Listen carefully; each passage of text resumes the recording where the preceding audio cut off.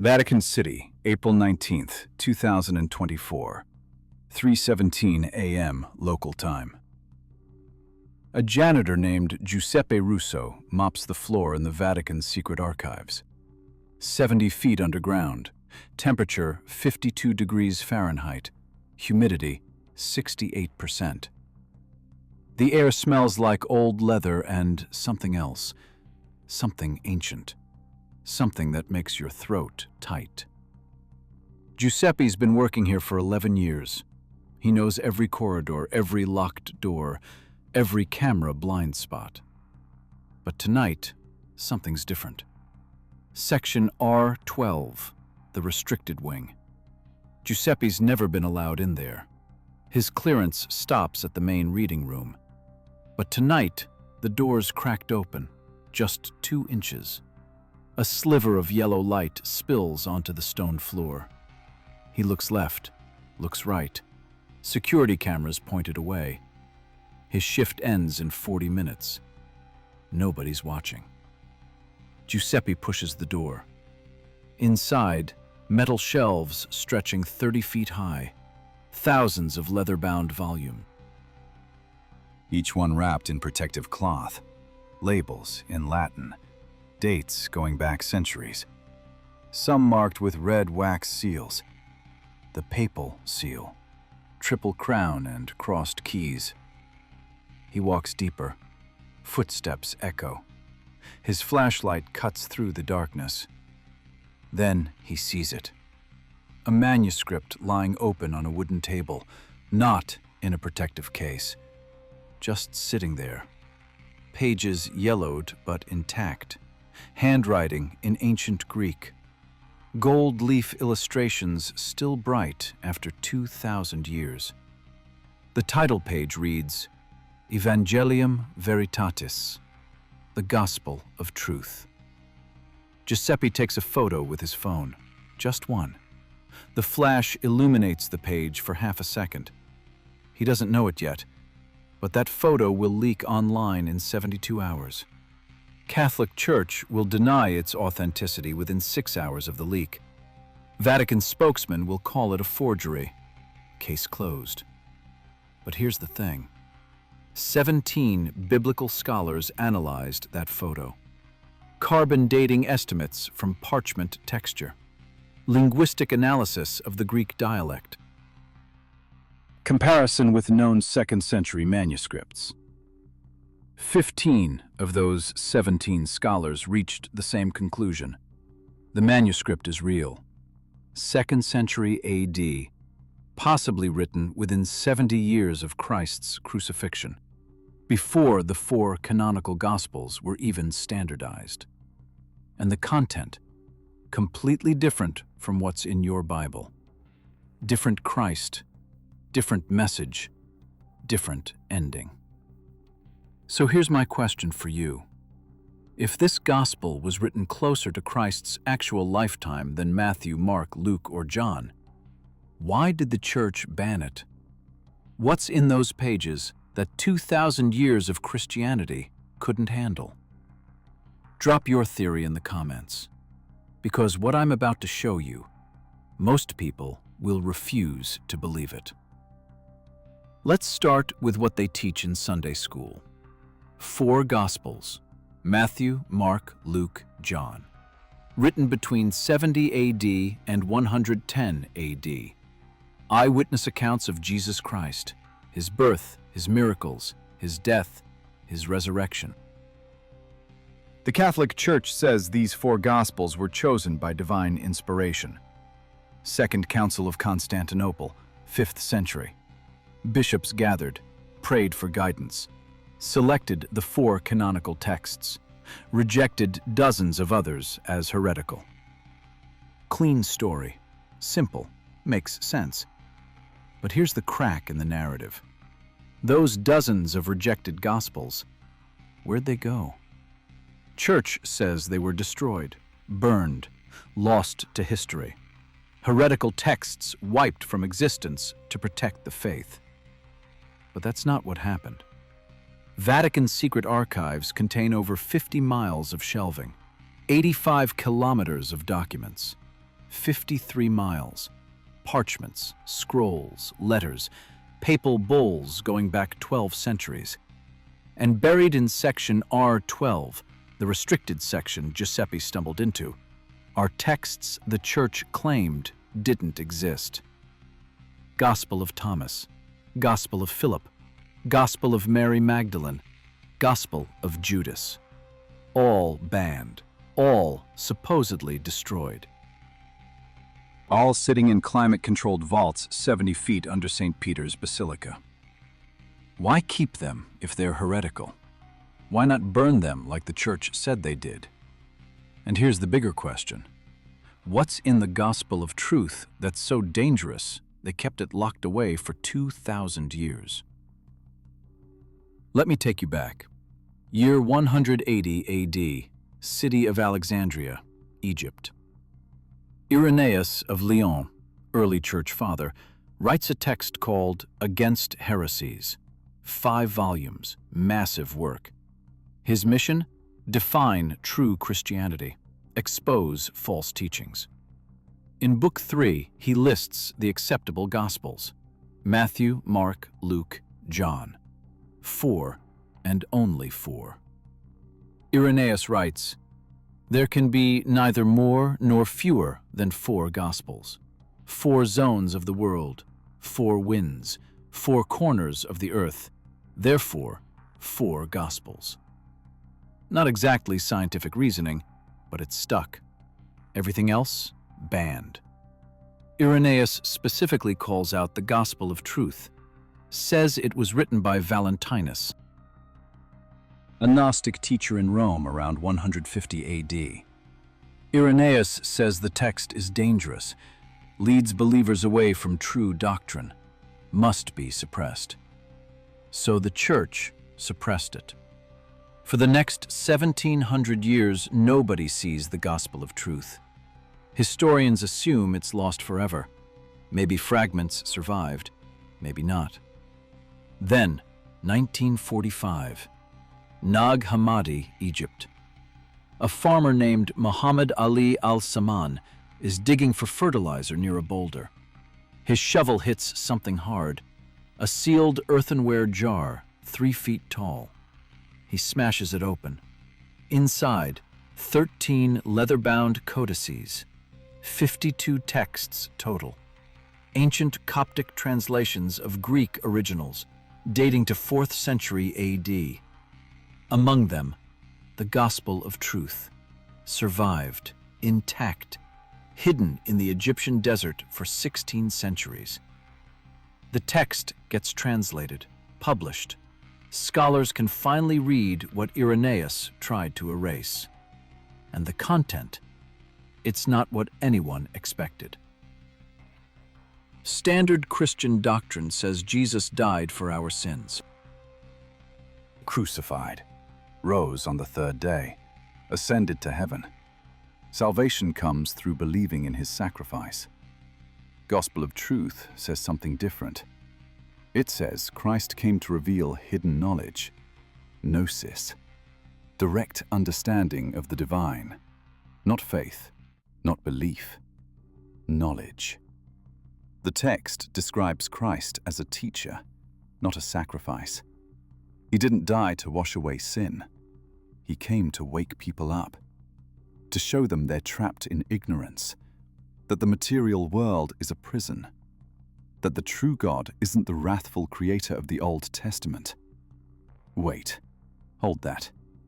The Gospel of Truth claims the God of the Old Testament, Yahweh, isn't the ultimate divine being.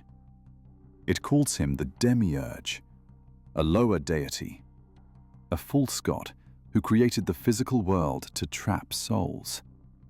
And Christ's mission? Free humanity from the demiurge's control. This isn't heresy in the modern sense. This is a completely different religion wearing Christian language. Now ask yourself this.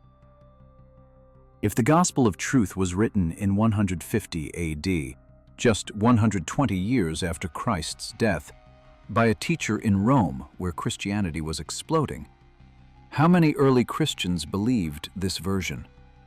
Church says almost nobody. Just a fringe cult.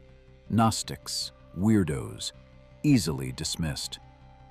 But the evidence says otherwise.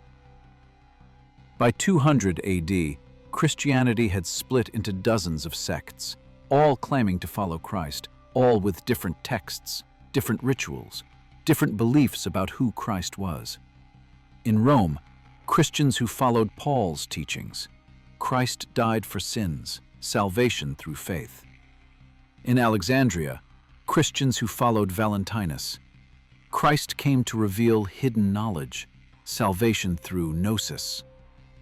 In Syria, Christians who used the Gospel of Thomas, salvation through finding the divine within yourself. In Judea, Christians who still followed Jewish law, believed Christ was the Messiah but not divine. Which group was right? Depends who won. And by 325 AD, Council of Nicaea, one group had won. The Roman faction. Emperor Constantine backed them. They had political power, military power, imperial authority. They declared their version orthodox, true Christianity. Everything else became heresy. Texts that didn't fit the narrative, collected, locked away, or burned. But some survived. Nag Hammadi codices survived because someone buried them, probably monks from a nearby monastery. Year 400 AD, right after Bishop Athanasius sent letters demanding all non-canonical texts be destroyed. Some monk read that letter, looked at his library, decided certain books were too important to burn, so he buried them. 16 centuries later, a farmer's shovel hits the jar. Now we know what the early church tried to erase. But here's what keeps me up at night. Nag Hammadi texts were Coptic translations, copies of copies, 4th century versions of 2nd century Greek originals. The manuscript Giuseppe photographed in Vatican Archives, that's not a copy. The parchment analysis, the Greek dialect, the binding style, everything points to 2nd century original, which means the Vatican has the source, the actual gospel of truth that Irenaeus tried to destroy. They've had it the whole time. Why? Let me show you something. This'll make your skin crawl. Vatican Secret Archives officially opened to scholars in 1881. Pope Leo XIII, big move toward transparency. Historians could finally request access to certain documents. But Section R12 stayed sealed. No scholar requests, no research access, no catalog of its contents. Officially, the section doesn't exist, but we have testimony. 3 testimonies, actually. First, Archbishop Carlo Maria Vigano, former Vatican diplomat, whistleblower. In 2019, he gave an interview to Italian newspaper La Stampa, claimed he'd been inside Section R12 once. Year 2003. He was escorting a cardinal who had special access. Vigano described shelves of banned texts, Gospel of Judas, Infancy Gospel of Thomas, Acts of Paul and Thecla, and one text the cardinal specifically showed him. Leather-bound, gold leaf, Greek title, Evangelium Veritatis. Vigano asked what it said. Cardinal told him, "Some truths are too dangerous for the faithful." Second testimony. Father Gabriele Amorth, chief exorcist of Vatican, died 2016. Before his death, he gave an interview to Italian TV, mentioned Section R12, said it contained texts that would shake the foundations of faith. Wouldn't elaborate. Interviewer pressed him. Amorth said, "I've said too much already." Third testimony. Professor Margherita Guarducci, archaeologist, worked on excavations under St. Peter's Basilica in the 1950s. She had temporary access to restricted archives. Her memoirs mention finding early Christian manuscripts. One specifically stood out. Gospel attributed to Valentinus. She tried to publish her findings. Vatican blocked it. Her research notes confiscated. She died 1999. Notes never returned. 3 witnesses, different decades, same story. Vatican has the Gospel of Truth, original Greek version, been hiding it for centuries. And now we have Giuseppe's photo. Let me describe what's visible in that leaked image, because the details matter. Parchment color, deep amber, age spots throughout, edges frayed but intact, no modern repair work visible. Handwriting, ancient Greek uncial script, no spaces between words, common for 2nd century texts. Letters formed with reed pen, ink still dark after 2 millennia. Margin notes, present. Later additions in different hand, possibly 4th century. Someone annotated this text. Someone studied it. Gold leaf illumination, top of page. Geometric patterns, early Christian symbolism. Not the crucifixion, not the resurrection. Something else. The illustration shows a circle. Inside the circle, a tree, roots reaching down, branches reaching up. A serpent coiled around the trunk. And at the top of the tree, a single eye. Below the illustration, Greek text. 17 biblical scholars analyzed these visible lines. Here's the translation. And the Christ spoke, saying, I am the knowledge that was before the foundation of this world. I am the light that exists in darkness. The darkness comprehended it not, because the darkness is blind. But I came to open eyes, to reveal what the archons have hidden. The true Father dwells beyond the stars, beyond the demiurge's prison. Archons. That's the key word. In Gnostic texts, the archons are rulers, powerful beings who control the material world, servants of the demiurge. They keep humanity trapped, ignorant, blind to the true divine source. Standard Christianity doesn't have archons, doesn't have a demiurge, doesn't describe the physical world as a prison. But the Gospel of Truth does. And if this text is authentic, if it really dates to 150 AD, then early Christianity looked nothing like what we practice today. Now, here's where it gets weird. Giuseppe Russo, the janitor who took the photo, disappeared. 4 days after the leak, April 23, 2024. Giuseppe didn't show up for his shift, didn't call in, didn't answer his phone. His apartment in Rome, door unlocked, lights on, coffee still warm on the counter. Work uniform laid out on the bed, like he was getting ready for his shift, then just vanished. Vatican released a statement, said Giuseppe resigned, took an early retirement, moved back to his hometown in Calabria, wished him well.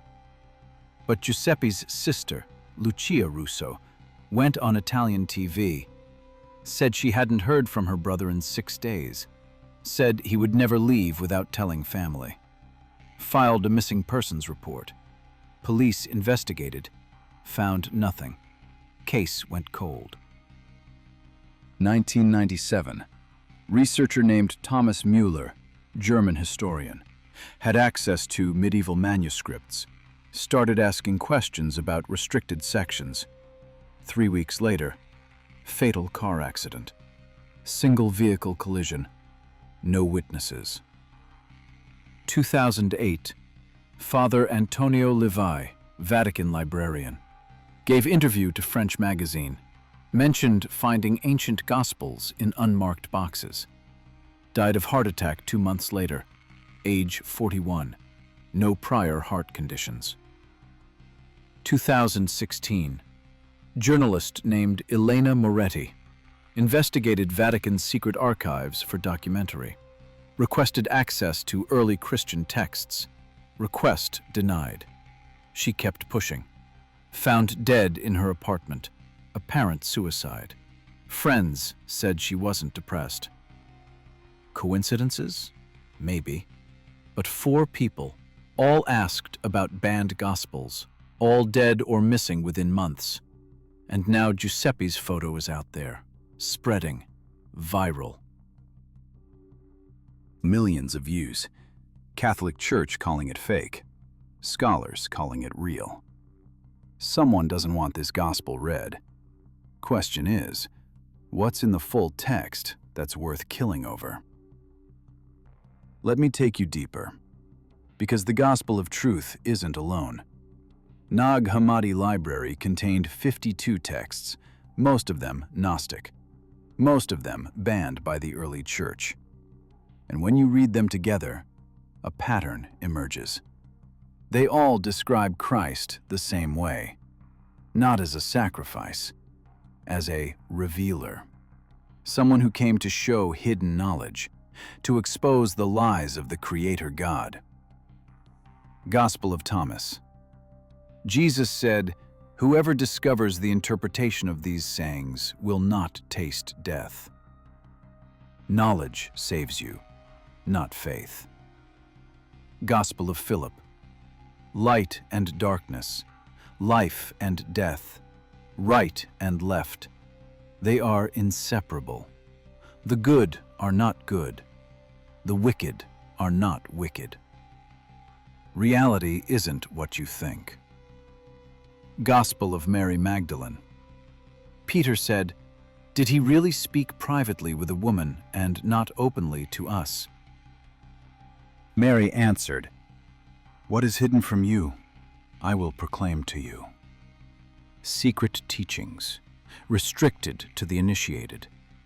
All these texts, same message.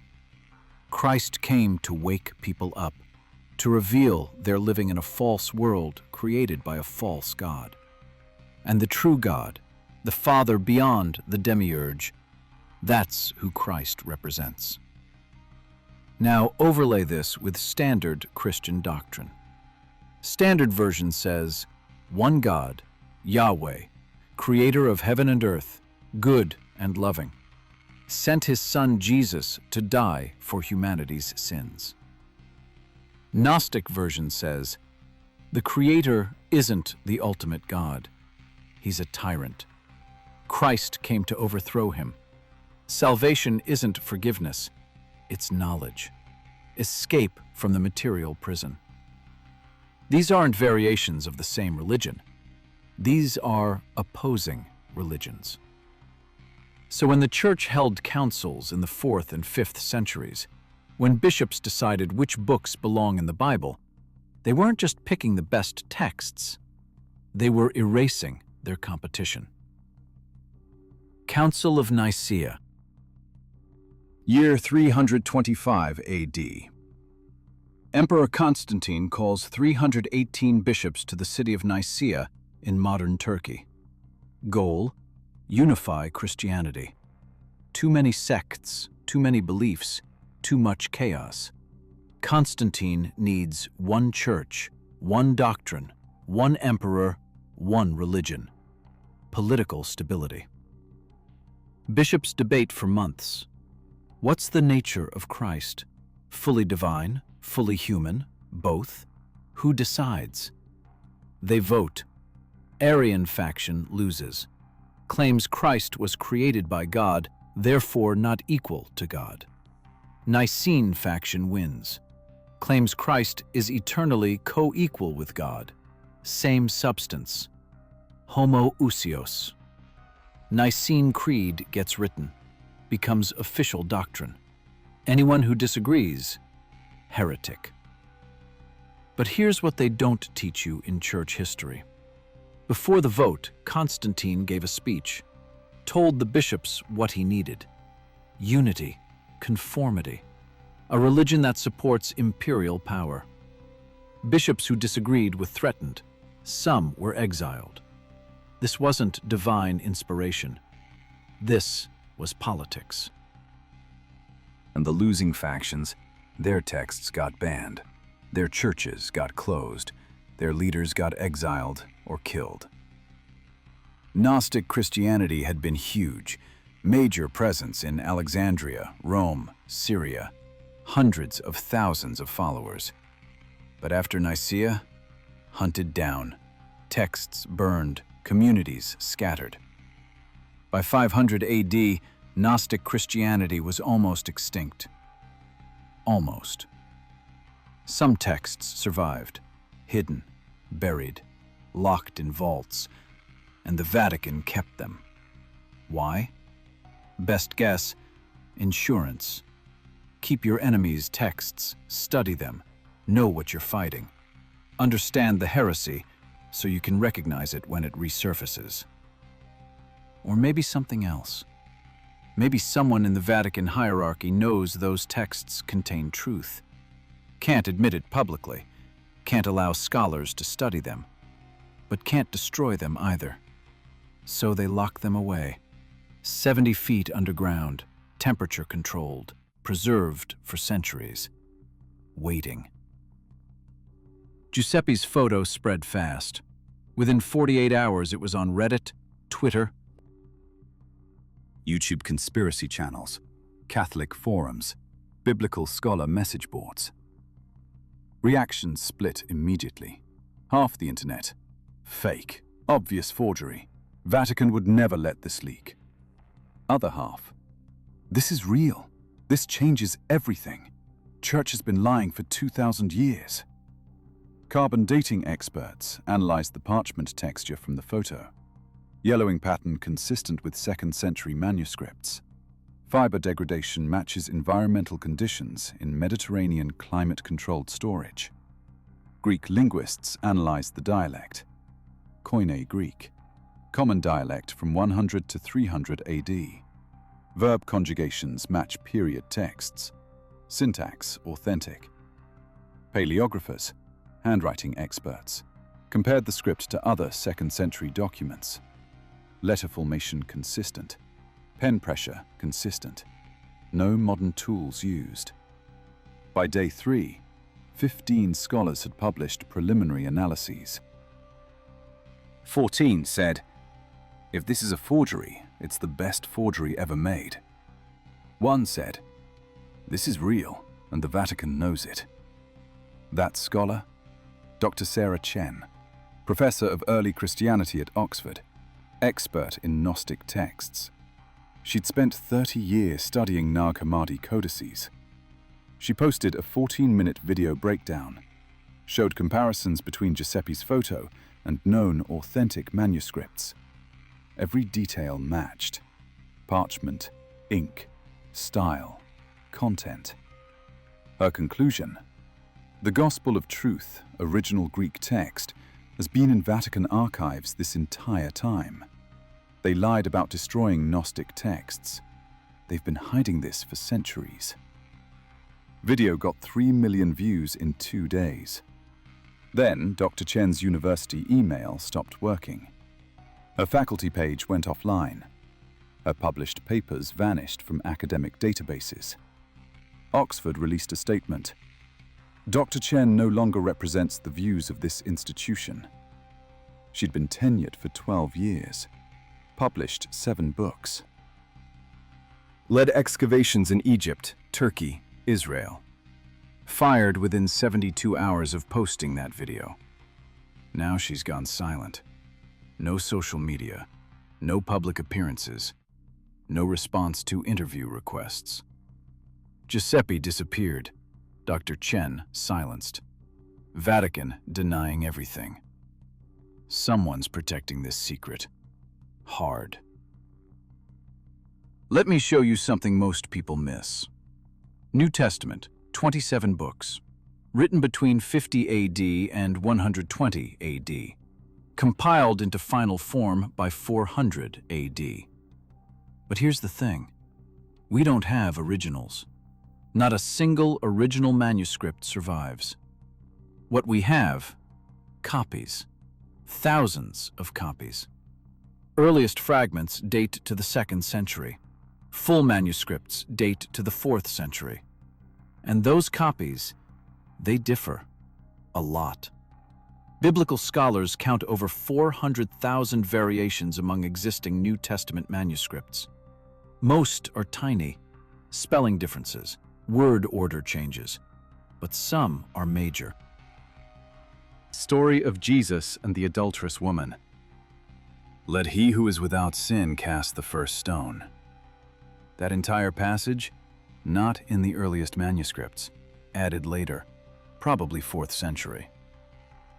Last 12 verses of Mark, Jesus appearing after resurrection, not in the earliest versions, added sometime in 2nd century.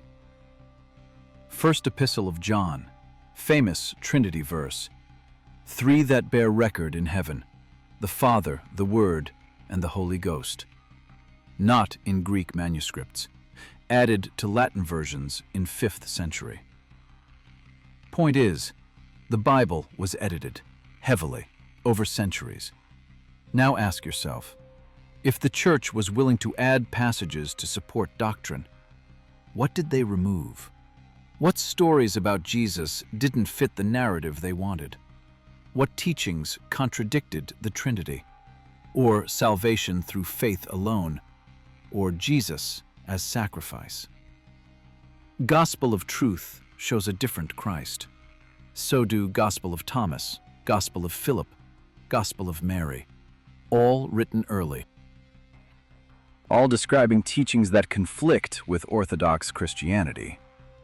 Church said these texts were lies, written by heretics, not inspired by God. But what if it's the opposite?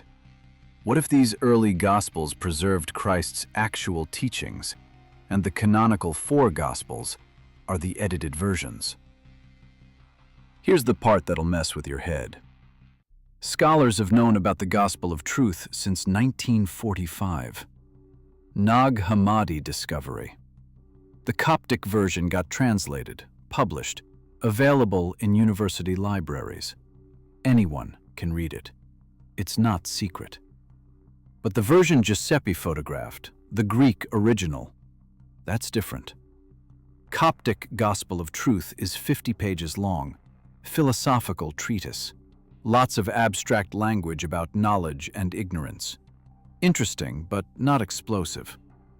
The Greek version Giuseppe photographed, based on the visible page, seems more specific. Names, places, details.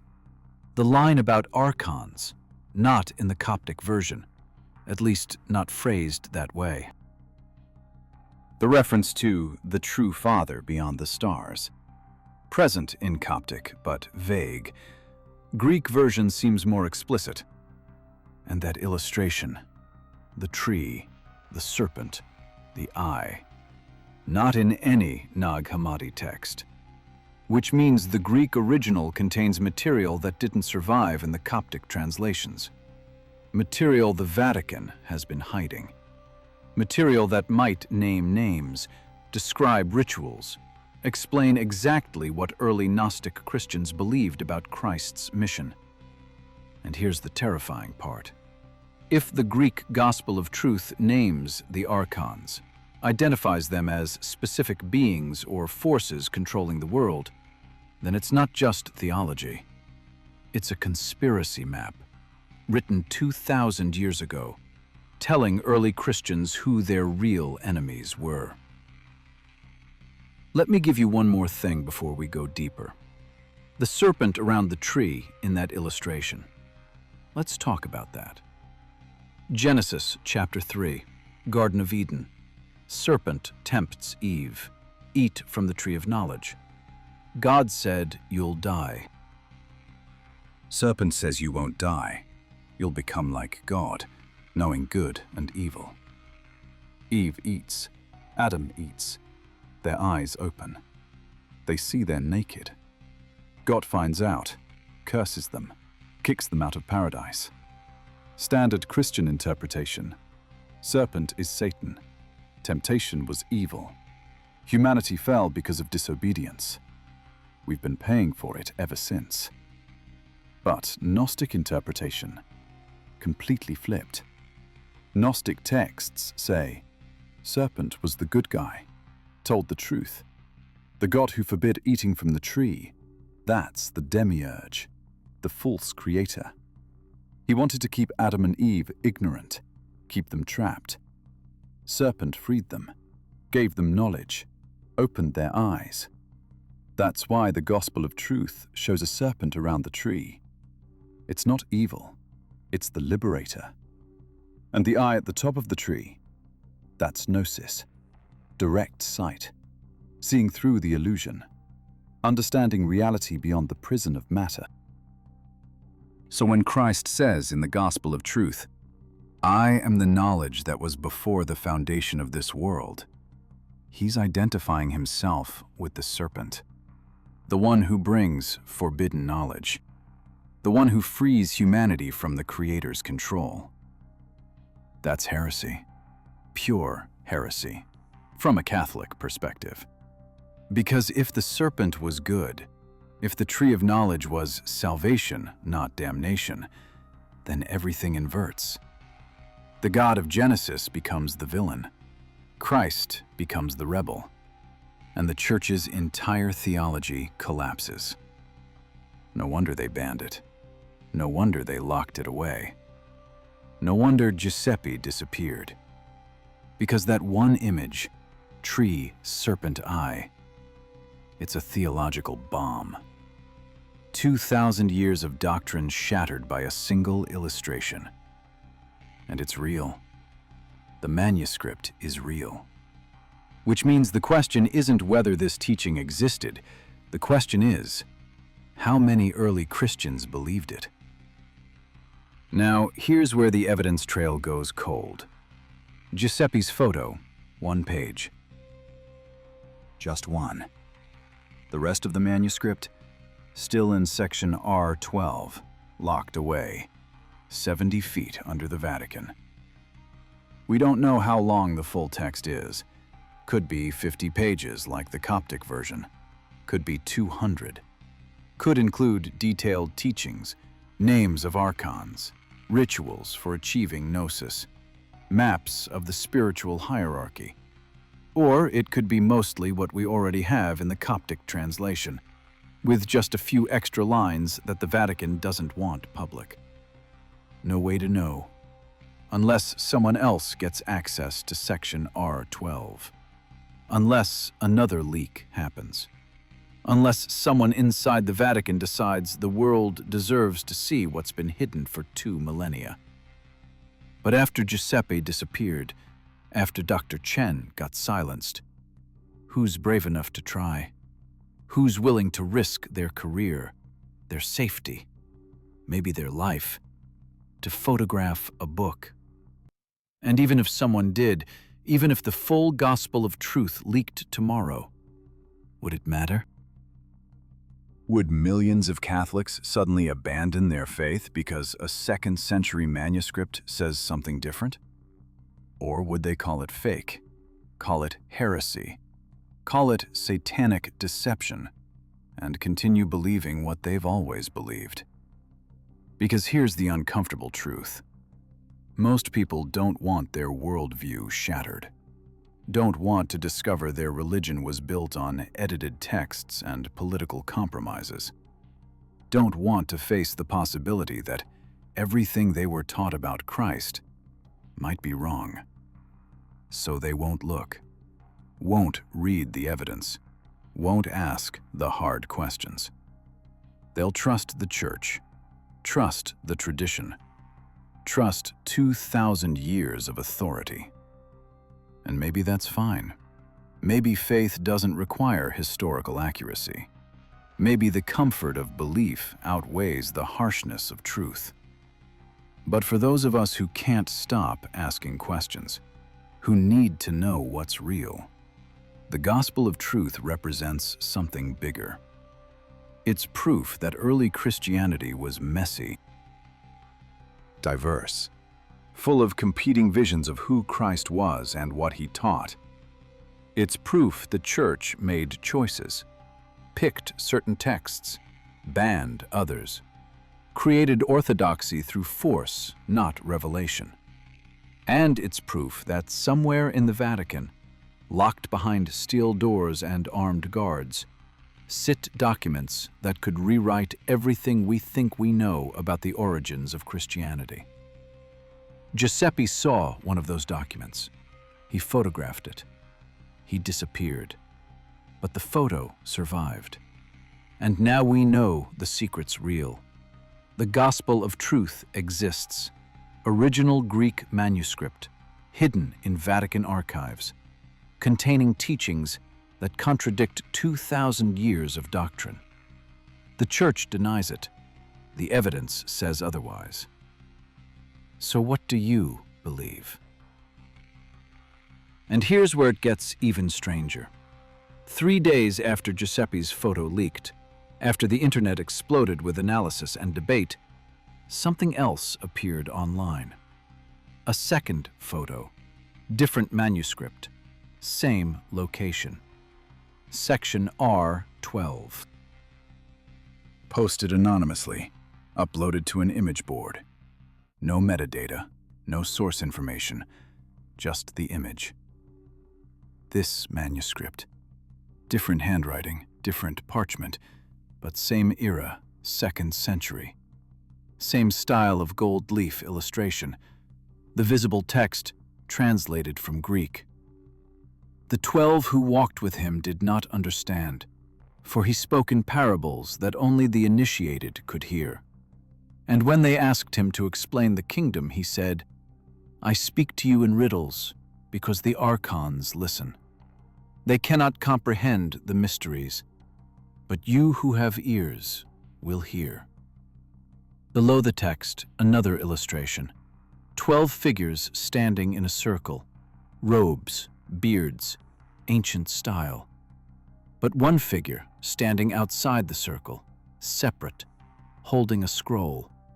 And beneath that figure, a name written in Greek letters. Judas. Judas.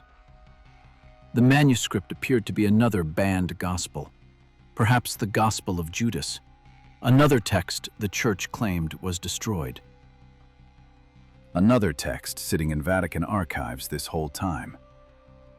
The image stayed online for 6 hours, then disappeared, scrubbed, deleted from every server, every cache.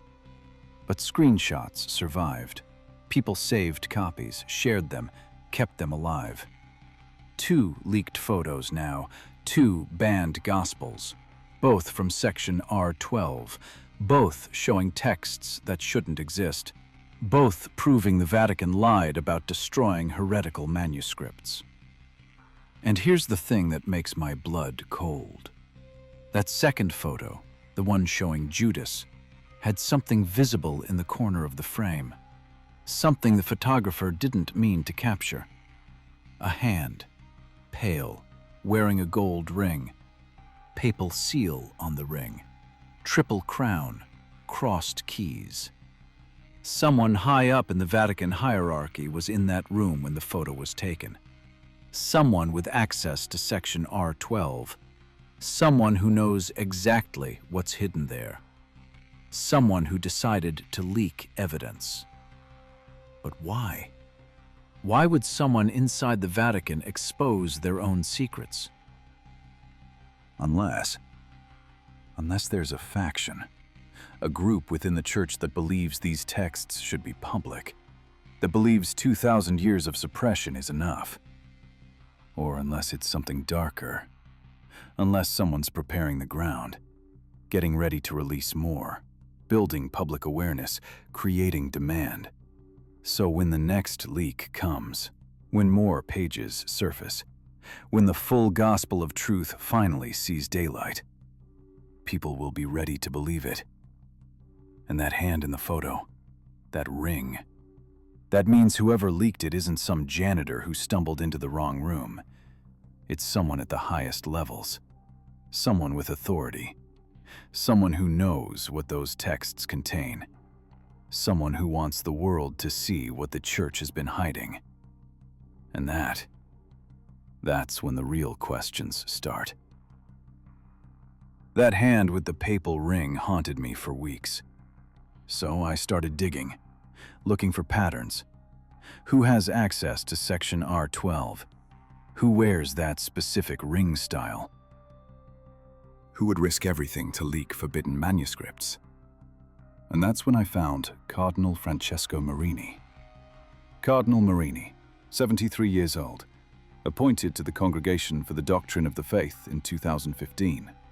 Former theology professor at Gregorian University, expert in early church history, published 12 books on patristic literature. And here's the interesting part. In 2018, Marini gave a lecture at Pontifical Biblical Institute. Topic: Lost Voices of Early Christianity. He talked about Gnostic texts, Nag Hammadi discoveries, the diversity of early Christian thought. Standard academic stuff, nothing controversial. But at the end, someone in the audience asked, "Does the Vatican possess original manuscripts of banned Gospels?" Marini paused. Long pause. Then he said, "The Church preserves many texts for historical study. Whether those texts should remain restricted is a question of ongoing debate within our offices, not a denial." Not a confirmation, just acknowledgement that the debate exists. The lecture was recorded, posted on YouTube. Got maybe 3,000 views. Nobody paid attention. Until I watched it last month. And I noticed something. When Marini answered that question, when he paused before speaking, he touched his ring. Gold band, papal seal, same style visible in the leaked photo. Nervous habit, maybe, or maybe something else. So I looked deeper into Marini's career, where he'd been, what he'd accessed, and the pattern emerged. 2003, Marini was granted special research access to Vatican Secret Archives. His project? Cataloging early Christian manuscripts. Duration? 6 months. 2008, renewed access. New project. Comparative analysis of canonical and non-canonical texts. Duration? 1 year. 2015. Appointed to Congregation for the Doctrine of the Faith.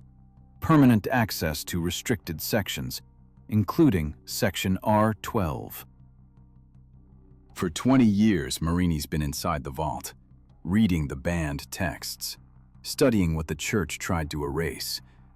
And somewhere along the way, he decided the world needed to know. But here's where it gets complicated.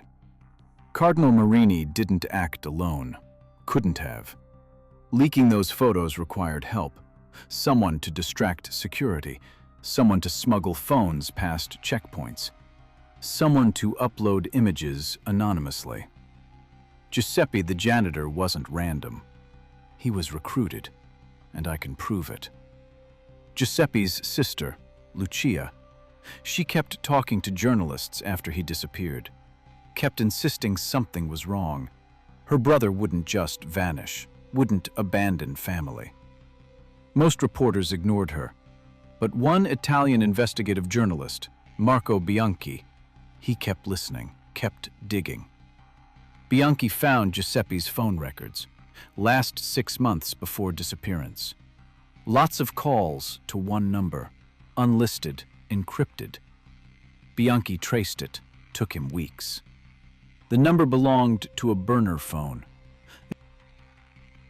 purchased with cash at an electronics shop in Rome. No name attached. But security footage from the shop, grainy but clear enough, showed who bought it. A priest, younger, maybe 40, wearing civilian clothes, but walking with that distinct Vatican posture, that rigid back, that careful gait. Bianchi ran facial recognition against Vatican staff directory. No match. Meaning either the priest didn't work at Vatican, unlikely given the posture, or he worked somewhere off the books, somewhere not listed in public directories, like the Office of the Secret Archives. like Section R12 staff.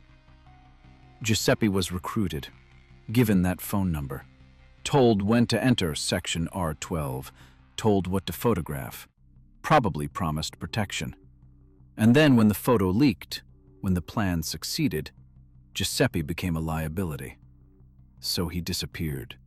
Not killed, necessarily, maybe relocated, new identity, new life, far from Rome.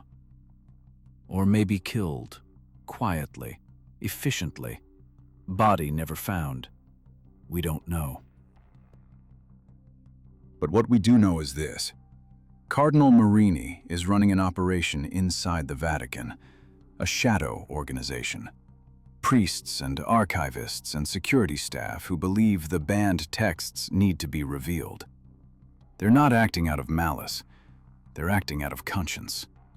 They've read the Gospel of Truth, the Gospel of Judas, the Gospel of Mary, the dozens of other texts locked in Section R12, and they've concluded the Church has been lying for 2,000 years about who Christ was, what he taught, why he came, and they want to end the lie. Now let me show you what they found. Because the leaked photos, those 2 pages from Gospel of Truth and Gospel of Judas, they're just appetizers. I got access to something.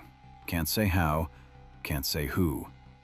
But someone in Marini's network sent me a file, encrypted, 23 pages, photographed manuscripts from Section R12. Not the full texts, just excerpts. Key passages that show why the Church banned these Gospels. I'm going to share 3 of them, and I need you to understand, these aren't my interpretations. These are direct translations from the Greek, verified by multiple scholars who received the same file. First passage, Gospel of Philip, page 41. The companion of the Savior is Mary Magdalene, but Christ loved her more than all the disciples, and he used to kiss her often on her mouth. The disciples were offended. They said to him, "Why do you love her more than all of us?" The Savior answered, "Why do I not love you like her?" When a blind person and one who sees are both in darkness, they are no different. When light comes, the one who sees will see the light. The blind person will remain in darkness. Stop. Read that again. Christ loved Mary Magdalene more than the disciples, kissed her often on the mouth. The disciples were jealous. Christ explained, "Mary understands. You don't." This isn't metaphor. This isn't allegory. This is describing an intimate relationship between Christ and Mary Magdalene. A relationship where Mary was the primary disciple, the one who truly understood Christ's teachings. Catholic Church teaches Mary Magdalene was a repentant prostitute, reformed sinner, follower at best. Gospel of Philip says she was Christ's closest companion, his equal, maybe more than equal. And that's why it was banned. Because if Mary Magdalene was Christ's primary disciple, if she understood his teachings better than Peter or John, then the entire apostolic succession collapses. Peter wasn't the rock Christ built his church on. Mary was. But Peter won the political battle after Christ died, established his authority, pushed Mary aside, and wrote her out of history. Second passage, Gospel of Thomas, saying number 70. Jesus said, "If you bring forth what is within you, what you have will save you. If you do not have that within you, what you do not have will kill you." Short, direct, but devastating to Christian doctrine.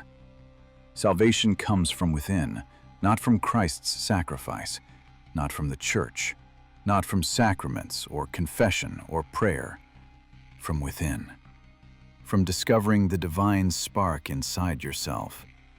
You are your own Savior. Christ came to show you that, not to die for you.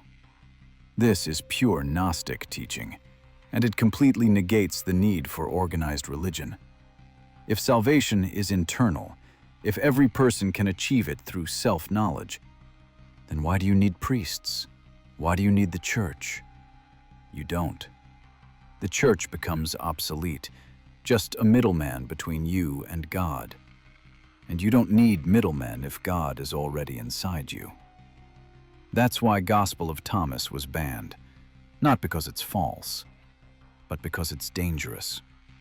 Dangerous to institutional power, dangerous to ecclesiastical authority.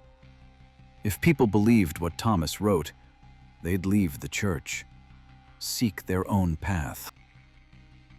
Find salvation without paying tithes or attending Mass or confessing sins to priests. The church would lose control, lose revenue, lose relevance.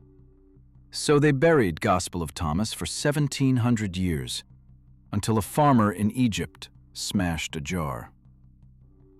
Third passage. This one's from a text I'd never heard of, not in Nag Hammadi, not mentioned by early church fathers, completely unknown.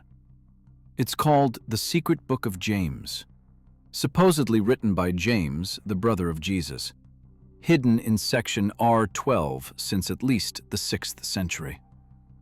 The passage: James asked the Lord, "What becomes of those who do not receive the Gnosis? What becomes of those who die in ignorance?" The Lord answered, "They return, again and again, bound to the wheel, until they remember who they are, until they wake from the sleep of flesh. The archons feed on their suffering. The demiurge grows fat on their ignorance. But those who know, those who remember, they escape. They ascend." They return to the Father beyond the stars, and the archons cannot touch them. Reincarnation, right there, in a Christian text from the 2nd century. Souls bound to a wheel, returning again and again, trapped by archons who feed on suffering. And the only escape, knowledge, gnosis, remembering your divine origin. This isn't Christianity as we know it. This is closer to Buddhism, Hinduism, ancient mystery religions. But it's being taught by Christ, to his brother James, as secret doctrine, hidden from the masses. And if this text is authentic, if James really wrote this in the 1st century, then reincarnation was part of original Christianity, before the church edited it out, before they decided eternal heaven or hell was better theology, easier to control people with. Behave or burn forever, versus learn and eventually escape. One creates fear, the other creates hope. Guess which one the church chose? Now here's the midpoint, the moment everything clicked for me. I was reading these passages, trying to understand the pattern. Why ban these specific texts? What thread connects them? Then I realized. Every banned text does the same thing. It removes power from the church and gives it back to the individual. Gospel of Philip. You don't need priests to access Christ. Mary shows direct relationship is possible. Gospel of Thomas. You don't need sacraments. Salvation is internal. Secret Book of James. You don't need church doctrine. Truth comes through personal gnosis. Gospel of Truth. You don't need faith in church teachings. You need knowledge of the divine spark within. Every single text undermines church authority. And that's why they were banned. Not because they were heretical, not because they were false, but because they were dangerous. Dangerous to the power structure, dangerous to the hierarchy, dangerous to the system that kept bishops wealthy and popes powerful and church lands growing. Because if people believed these texts, if they accepted that salvation comes from within through direct knowledge of the divine, the church becomes unnecessary. A nice community, maybe, a place to gather, but not essential, not the gatekeeper between humanity and God. And the church couldn't allow that. So they called these texts heresy, burned them, buried them, locked them away. But they kept copies in the deepest vault, the most restricted section. Why keep them if they're so dangerous? Because somewhere in the church hierarchy, someone knew these texts might be true, knew Christ's teachings might have been more radical than orthodoxy allows, and they couldn't bring themselves to destroy that knowledge completely. So they preserved it, hidden, guarded, waiting, for 2,000 years, until Cardinal Marini decided the wait was over. Now let me tell you what happened next. 2 weeks after I received that encrypted file, 23 pages of photographed manuscripts, the Vatican announced something unprecedented. Pope Francis called a closed-door synod. No press, no public announcement beforehand, just internal notification to cardinals worldwide. Topic: Reassessing historical church doctrines in light of contemporary scholarship. The synod lasted 3 days. October 2024, Vatican City. 214 cardinals attended. No official minutes released. No statements to media. Complete information blackout. But leaks happened. They always do. According to sources inside the synod, the debate got heated, shouting, accusations. Cardinals divided into 2 factions. Conservative faction. These Gnostic texts are heretical, always have been. The leaks are attacks on the church, must be suppressed. Perpetrators must be punished.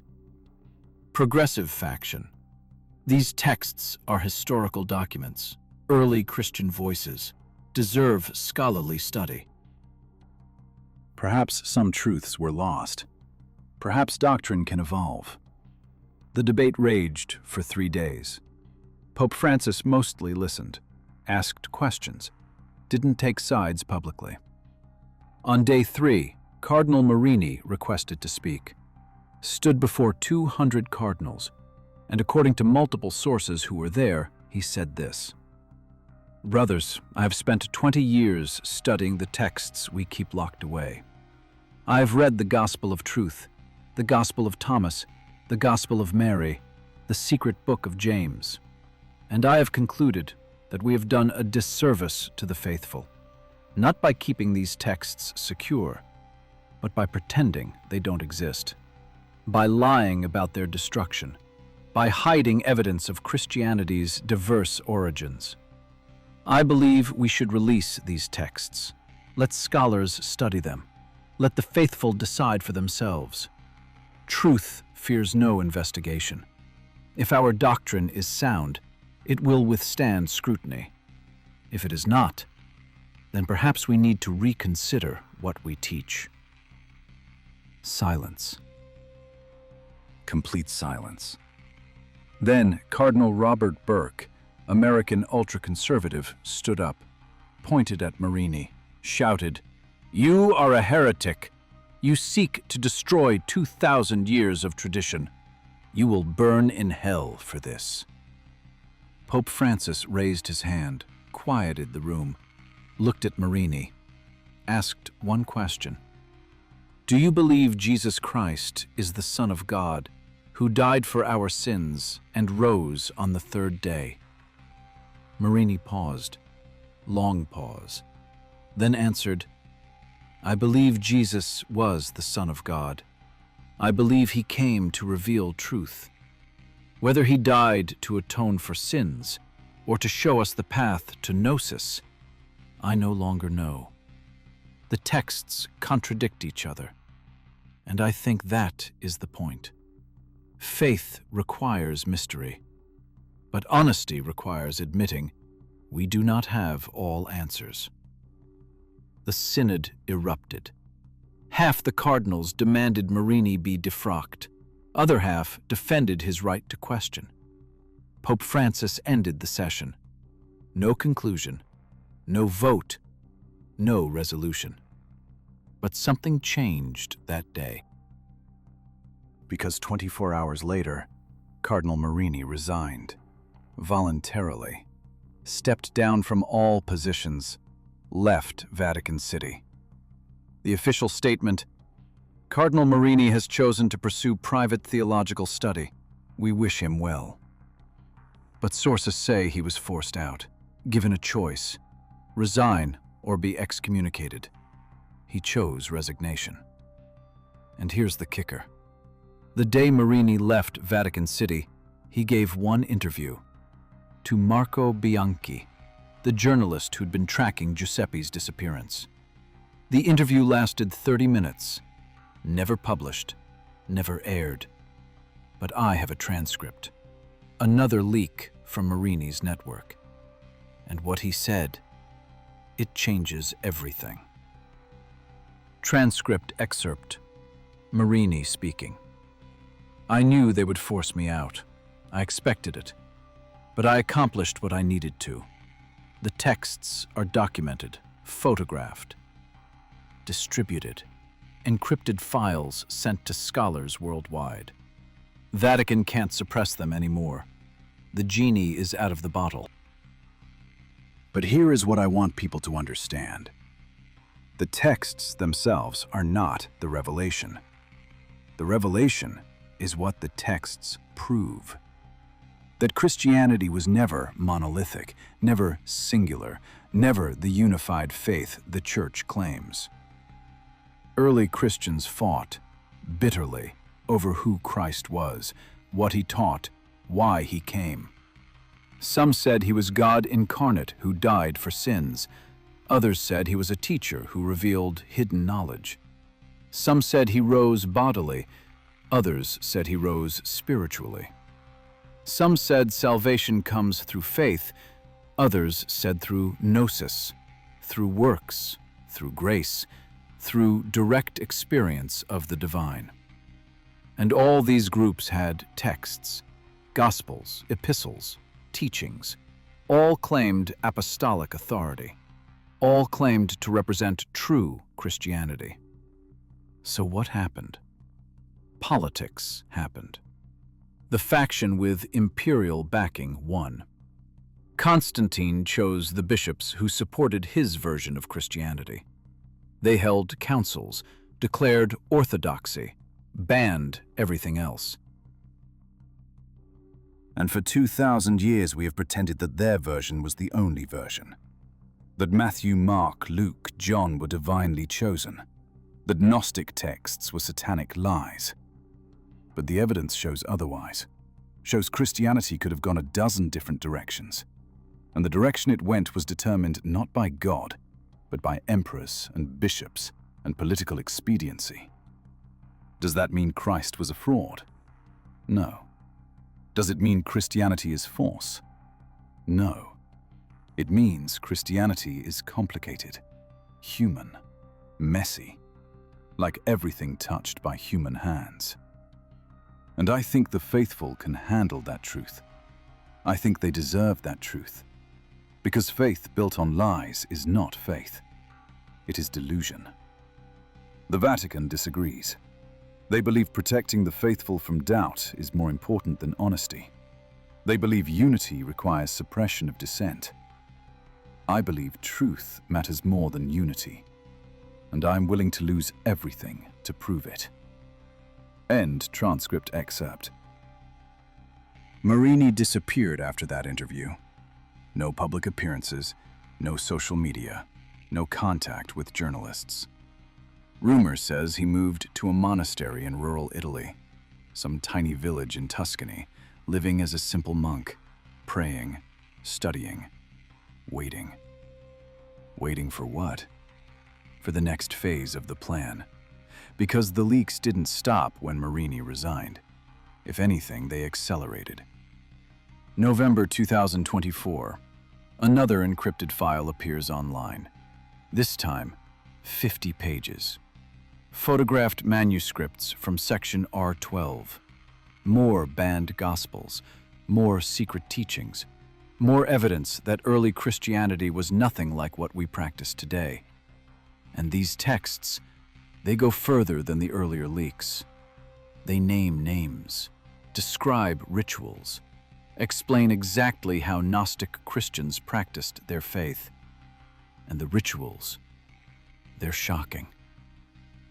One manuscript describes the bridal chamber, a Gnostic sacrament, not baptism, not communion, something else. The text says, "The bridal chamber is the Holy of Holies, where the initiate becomes whole, where male and female unite, where the divine spark reunites with the source. The archons cannot enter this chamber. The demiurge cannot touch what happens within. For this is the secret mystery, the sacred act that frees the soul from matter." Scholars debate what this means. Some say it's metaphorical, spiritual union with the divine, like mystical marriage in other traditions. Others say it's literal, sexual ritual, sacred union between male and female initiates, tantric-style practice designed to achieve gnosis through physical ecstasy. The text doesn't clarify, just describes the bridal chamber as essential to achieving salvation. And if it's literal, if early Gnostic Christians practiced sacred sexuality as sacrament, then the Church had another reason to ban these texts. Because Catholic doctrine teaches sexuality is shameful, original sin transmitted through sex. Celibacy as spiritual ideal.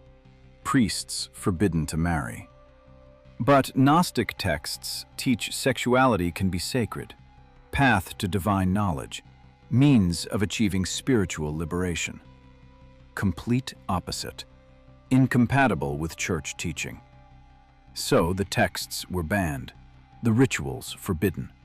Anyone who practiced them, heretic. Burned at the stake during Inquisition. And for 2,000 years, Christians were taught that sex is sinful, that pleasure is dangerous, that the body is enemy of the soul, when original Christianity might have taught the opposite.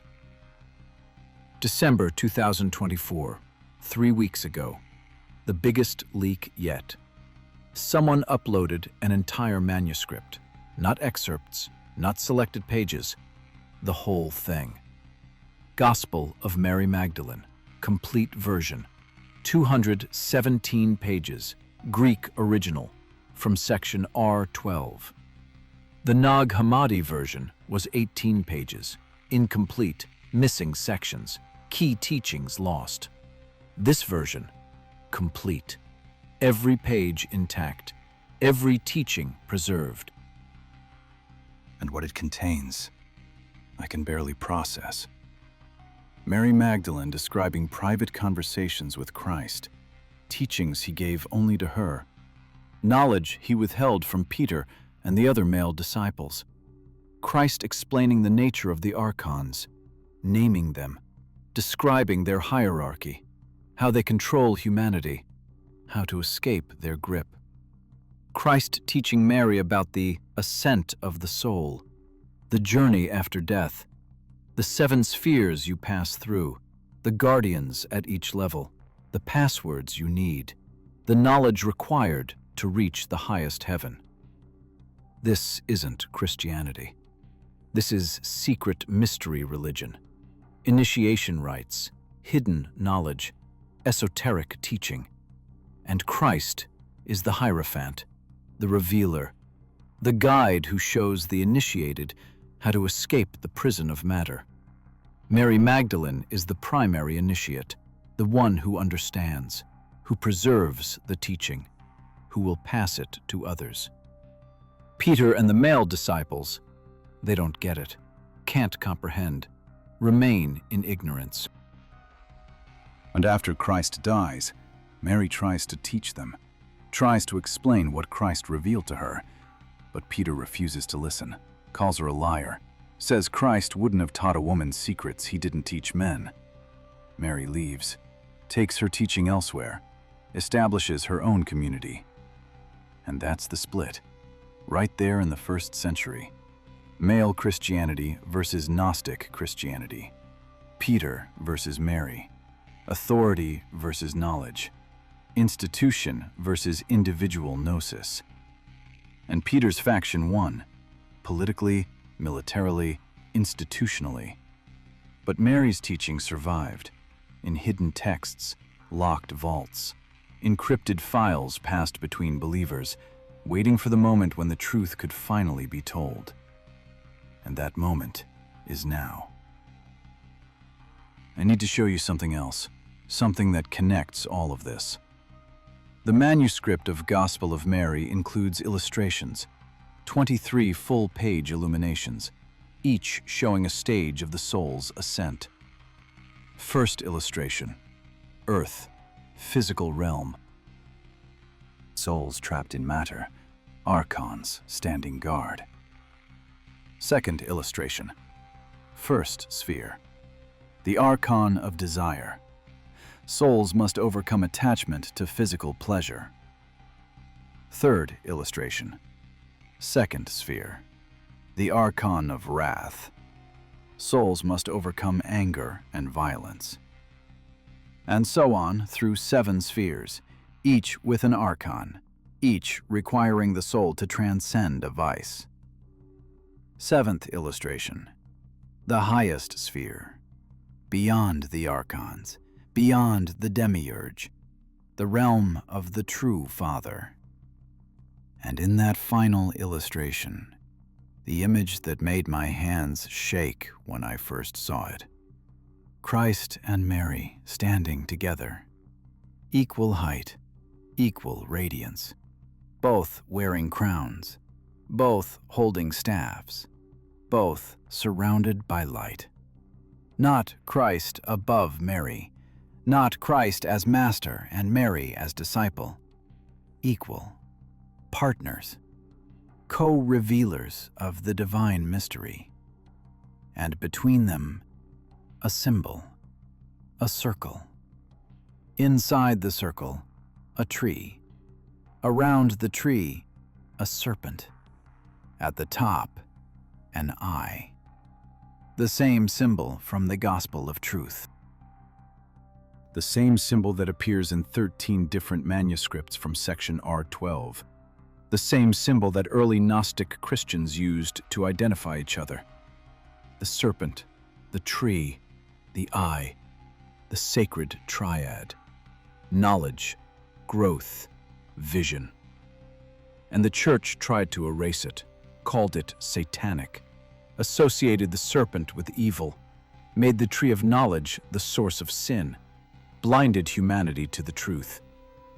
But the symbol survived in hidden manuscripts, in secret societies, in esoteric traditions that preserved Gnostic teaching through the centuries. Knights Templar used it, Freemasons adopted it, Rosicrucians studied it, all accused of heresy, all persecuted by the Church, because they knew. They preserved the knowledge. They understood what Christ really taught. And now that knowledge is leaking out, page by page, text by text, symbol by symbol.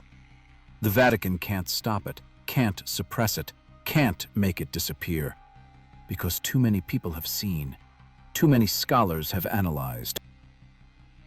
Too many believers have started asking questions. What if the Church has been wrong? What if Christ's teaching was more radical than we were told? What if salvation doesn't require the Church at all? And that's when things got dangerous. 3 days ago, December 16th, 2024. Marco Bianchi, the journalist who interviewed Marini, found dead in his apartment, Rome. Single gunshot wound to the head, gun in his hand. Police ruled it suicide, but Bianchi's editor said he'd been working on something big. Final expose about Vatican leaks, names, documents, proof of who was behind the operation. He was supposed to deliver the story the next day. Instead, he's dead. Suicide, they say. Depression, they claim. But his friends say he was excited, energized, talking about winning awards for this investigation. You don't kill yourself when you're about to break the biggest story of your career. Someone killed Marco Bianchi, made it look like suicide, took his research.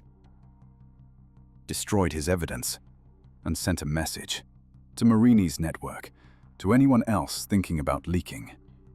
Stop or die. But here's what they don't understand. It's too late. The files are already distributed. Encrypted copies sent to 50 scholars worldwide. Backup servers in 3 countries. Dead man switches ready to release everything if certain people disappear. Cardinal Marini thought of that, planned for it, built redundancy into the system. So even if they kill him, even if they kill everyone in his network, the texts will still come out. Slowly, systematically, until every banned gospel is public, until every hidden teaching is known, until the full scope of what the Church buried is finally revealed. And when that happens, when average believers can read Gospel of Truth and Gospel of Mary and Gospel of Thomas for themselves, when they can compare Orthodox Christianity to its Gnostic alternative, what will they choose? Will they stay with the Church? Trust 2,000 years of tradition. Accept that the bishops who banned these texts made the right call. Or will they question, doubt, start seeking direct knowledge instead of faith in authority? I don't know. Nobody knows. But the Church is terrified. Because they've kept these texts secret for so long that releasing them now, admitting they exist, admitting they've been lying about destroying them, that admission destroys credibility, destroys trust, destroys the foundation of papal authority. If the Church lied about this, what else did they lie about? Child abuse cover-ups, financial corruption, political collusion with dictators. Everything becomes suspect.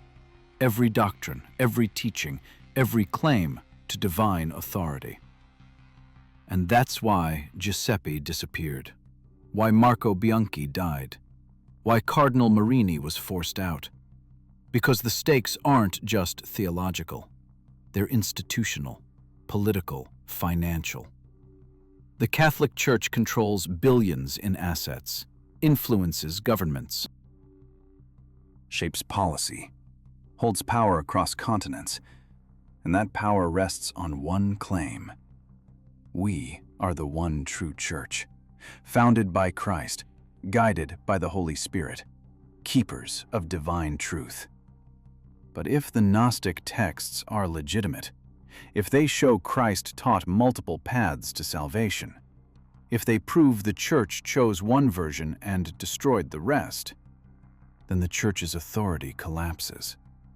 They're just another human institution, fallible, political, capable of error. And billions of Catholics might decide they don't need Rome anymore, don't need the Pope, don't need the hierarchy. They can find God on their own, through direct knowledge, through Gnosis, through the teaching Mary Magdalene preserved. That's the real secret, the one worth killing over. Not what's in the texts, but what the texts mean for Church power. And right now, at this exact moment, that power is under siege. Because tomorrow morning at 9 a.m. Eastern Time, a press conference is scheduled. Location: National Press Club, Washington, D.C. Speakers: 12 biblical scholars, all experts in early Christianity, all with access to the leaked manuscripts. They're going to present their findings, show the texts, explain the theology, and call for Vatican to open Section R12, allow independent scholars full access.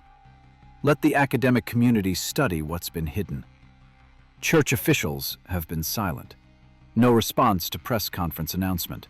No statement prepared. But sources inside Vatican say emergency meetings are happening.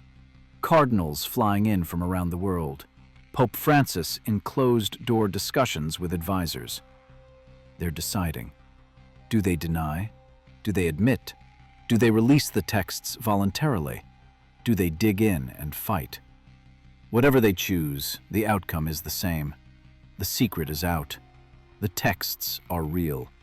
The gospel of truth exists, and nothing the Church does can change that fact. So here's where we are. 2,000 years of suppressed knowledge, leaking out day by day, page by page. Giuseppe disappeared. Marco Bianchi, dead. Cardinal Marini in hiding. But the texts survive. The network holds. The plan continues.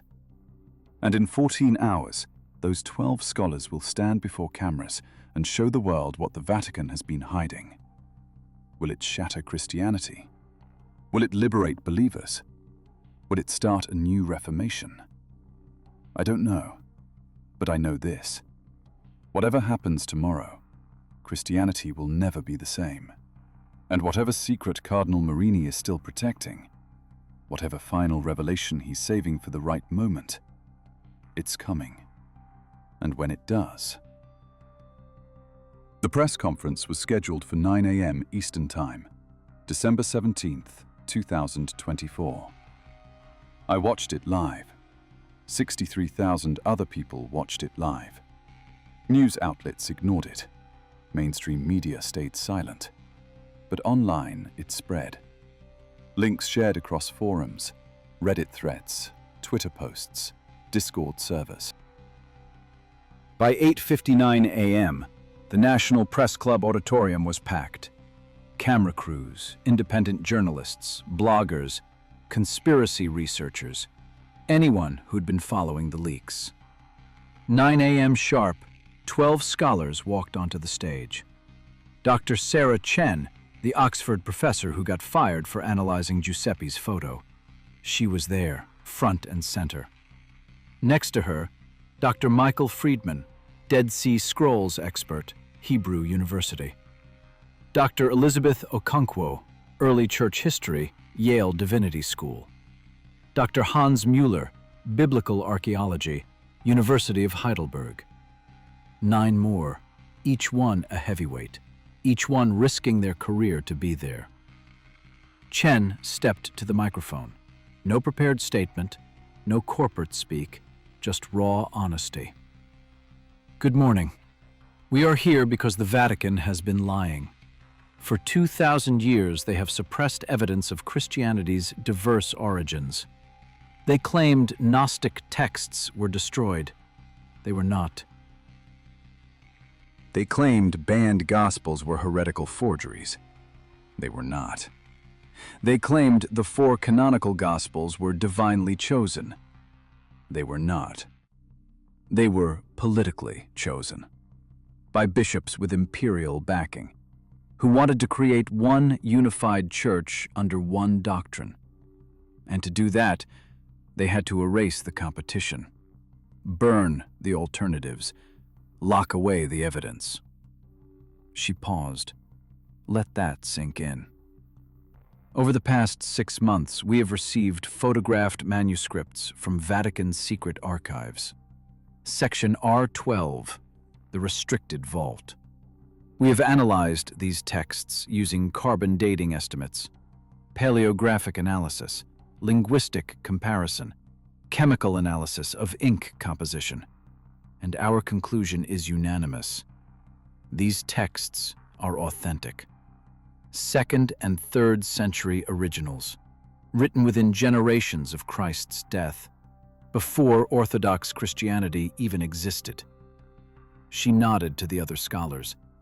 They began distributing packets, physical copies of the photographed manuscripts. Complete with translations, analysis, citations.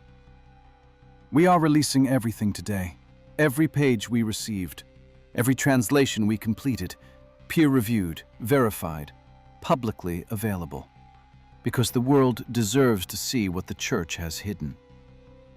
Then, Chen did something unexpected. She put her hand over her heart, closed her eyes, and when she spoke again, her voice cracked. I was raised Catholic, attended Mass every Sunday, believed everything I was taught, and discovering these texts, reading what Christ might have actually said, it broke me. For months I was angry, felt betrayed. How could the Church lie? How could they hide this? She opened her eyes, tears visible. But then I realized something. The Church didn't hide these texts because they were false. They hid them because they were true. Because they represented a version of Christianity that empowers individuals instead of institutions. That teaches salvation comes from within, not from priests. That shows Christ as a teacher of hidden knowledge, not a sacrifice for sin. And that version, that Gnostic version, it threatens everything the Church built. She wiped her eyes. So yes, I am angry. But I am also grateful, because now we know. Now we can choose. Do we want a Christianity controlled by Rome? Or do we want the Christianity Christ might have actually taught? The choice is ours, and it starts with reading these texts for ourselves. The room erupted. Questions shouted, cameras flashing, chaos. But Chen didn't take questions. None of the scholars did. They just walked off stage, left the packets, left the evidence, and disappeared. Within 2 hours, Vatican released a statement. Short, terse. The so-called leaked manuscripts presented today are a mix of authentic historical documents and modern fabrications. The Vatican Secret Archives do contain early Christian texts for scholarly research. However, these texts were rightfully excluded from the biblical canon due to their doctrinal errors and late composition. The Church's position remains unchanged. The 4 canonical Gospels represent the authentic testimony of Christ's life and teaching. We urge the faithful to remain steadfast in traditional doctrine and not be swayed by sensationalist claims. Not a denial, not really, just a reframe. Yes, we have the texts. Yes, they're old, but they're wrong. Trust us. The statement convinced nobody, because the scholars had anticipated it. The packets they distributed, they included technical analysis, carbon dating estimates, papyrus fiber analysis, ink composition reports, everything pointing to 2nd century origin, earlier than some canonical Gospels. You couldn't dismiss it as fabrication. The evidence was too solid. So the Church tried a different approach. Attack the messengers. By evening, Vatican spokesman issued another statement, this time naming names. Dr. Chen, Dr. Friedman, all 12 scholars, calling them activists with anti-Catholic agenda, claiming they manipulated data, selectively presented evidence, had financial motivations. Classic deflection. Didn't address the texts, didn't refute the analysis, just attacked credibility. But it backfired, because within hours each scholar responded, posted their full credentials, publication history, research funding sources, everything transparent. Chen posted a video, 12 minutes, explaining her methodology, showing her Catholic upbringing, displaying her first communion photo, her confirmation certificate, proving she wasn't some atheist activist. She was a believer seeking truth. The video got 2 million views in 18 hours, and the narrative shifted. This wasn't atheists attacking Christianity. This was Christians questioning their own institution, believers demanding honesty from their church. Much harder to dismiss. December 18th, day after the press conference. Something else happened. An email arrived in my inbox, encrypted, required a key I'd been given months ago by one of Marini's contacts. I opened it. Single PDF file, 30 pages, handwritten letter, scanned, from Cardinal Marini himself. The letter began, "To those who seek truth over comfort. I write this, knowing I may not survive to see its publication. But some things must be said. Some secrets must be told, even if the cost is everything." My hands trembled as I read. Marini described his 20 years inside Section R12, the texts he'd read, the revelations he'd encountered, the slow realization that everything he'd been taught about Christianity was incomplete, edited, sanitized. He described finding the gospel of truth, opening it, reading Christ's words about the demiurge, the archons, the false creator God, and feeling his faith shatter. I wept for 3 days, locked myself in my quarters, refused food. Because if this text was authentic, if Christ really taught that the God of Genesis was a false deity, then my entire theology collapsed. Everything I believed, everything I preached, all of it built on a selective reading of carefully curated texts. But Marini didn't lose his faith. He transformed it. I realized faith and truth are not enemies. Faith that cannot withstand truth is not faith. It is delusion.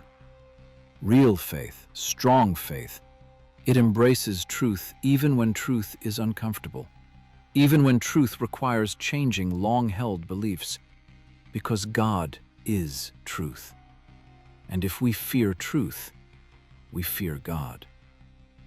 He described his decision to leak the texts, the years of planning, building a network of priests and scholars who felt the same way. People who believed the church's credibility depended on honesty, not suppression. We knew the risks. New careers would be destroyed, lives potentially ended. But we also knew staying silent was cowardice. The texts exist. They are real. They show Christianity's true diversity, and that diversity is beautiful. It means Christ spoke to different people in different ways, offered multiple paths to the divine, and the Church's insistence on one single path, one single interpretation, that is the real heresy. Then Marini revealed something I wasn't expecting. Giuseppe was alive. Giuseppe Russo did not die.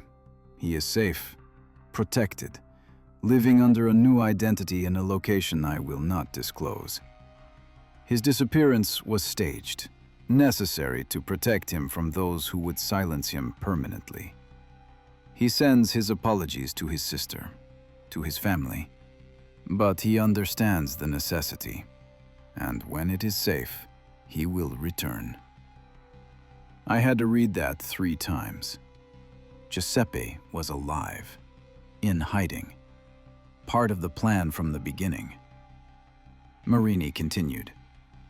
The photo Giuseppe took was the first step, a test, to see how the Church would respond. Would they admit the texts exist? Would they deny? Would they attack? We needed to know their strategy before proceeding further, and their response told us everything. Denial, deflection, intimidation. The same tactics they have used for centuries. So we knew we needed to go bigger, release more, build undeniable evidence.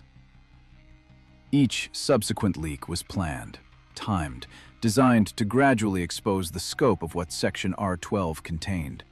building public awareness, creating momentum that couldn't be stopped.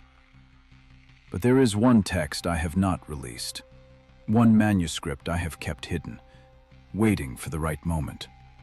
Because this text, if authentic, it does not just challenge church doctrine.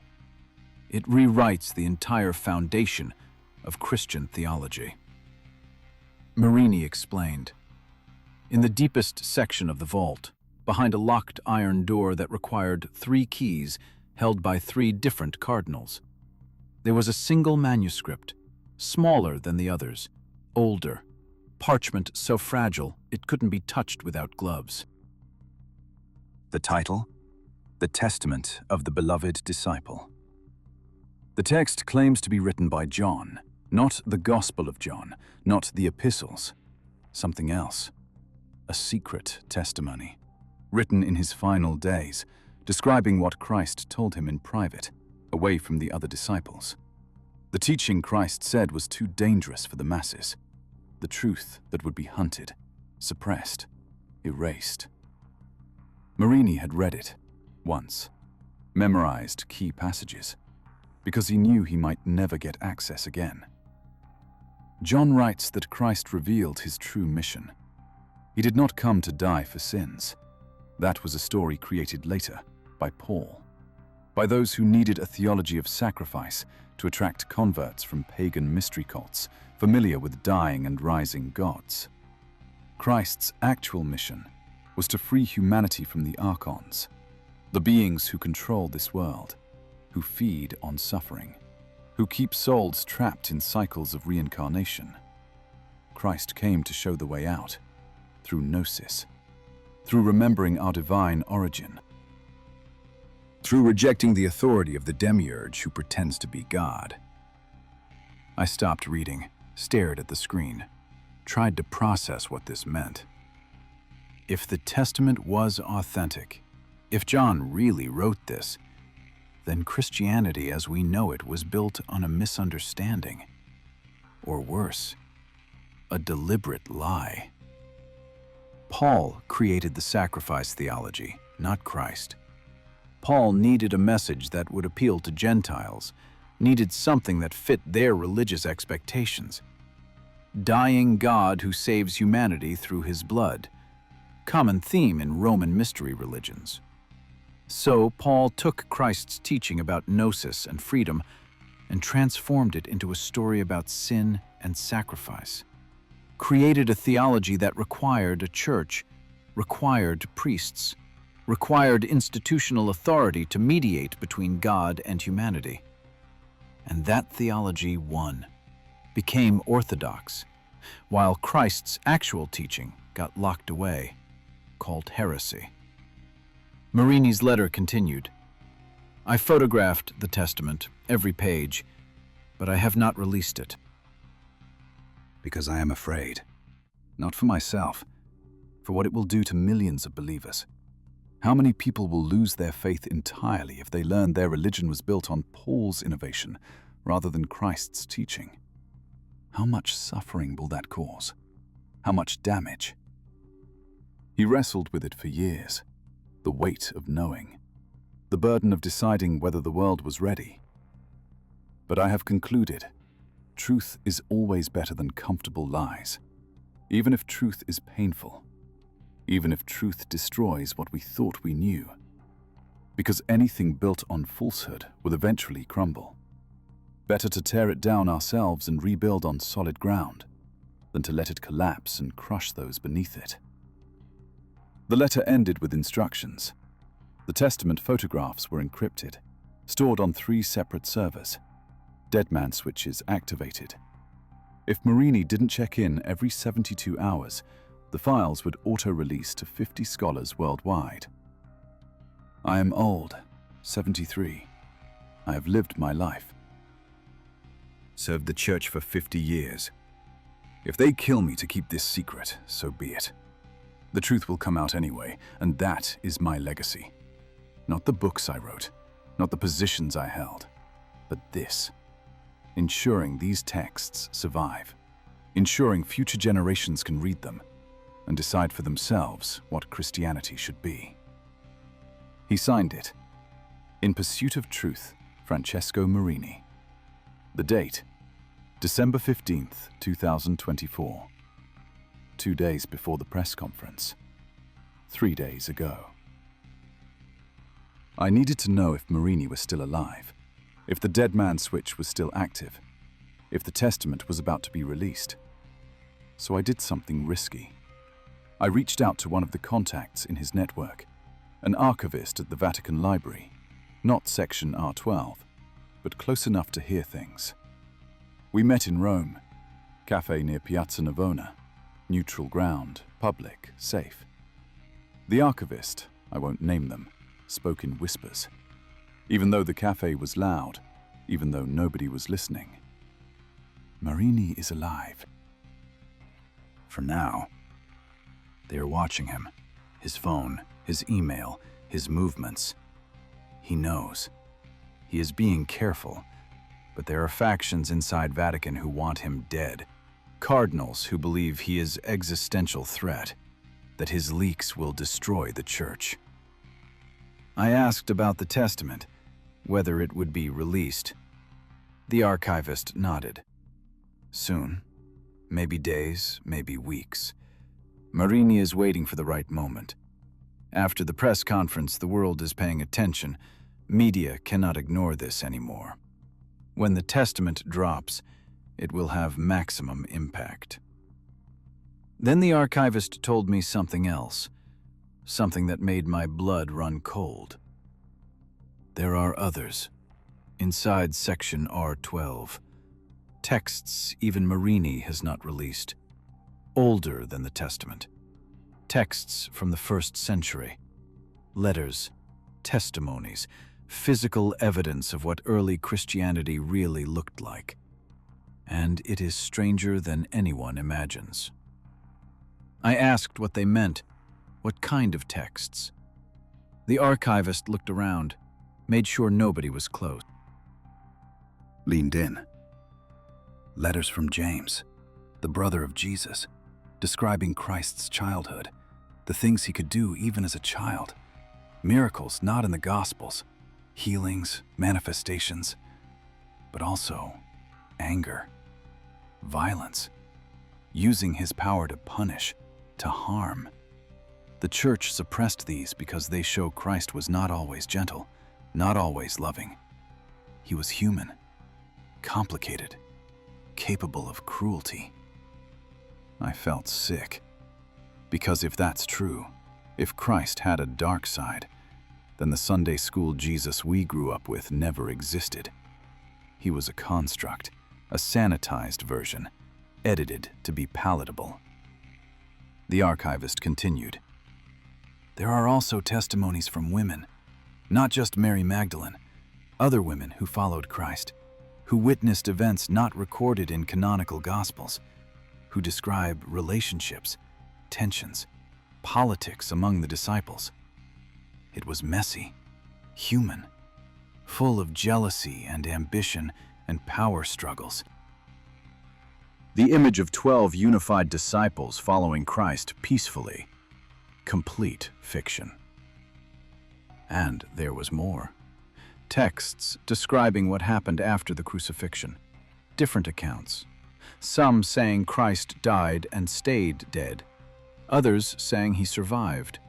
Others saying he appeared as a spirit. Others saying he transmigrated to a new body. Dozens of competing narratives from people who claimed to be there. The church chose one narrative, bodily resurrection, appearances to disciples, ascension to heaven. But other accounts were just as widespread in the 1st century, and we have texts preserving those accounts.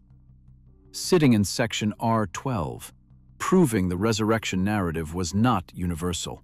It was contested, debated, one interpretation among many. The archivist drained their coffee, stood to leave, but before going they said one last thing. The Testament is important. It will shake Christianity, but it is not the final revelation. There is something else in the vault. Something Marini found but has not told to anyone, not even his network. I do not know what it is, but I have heard whispers. Cardinals speaking in hushed tones. About an object, not a text. Something physical.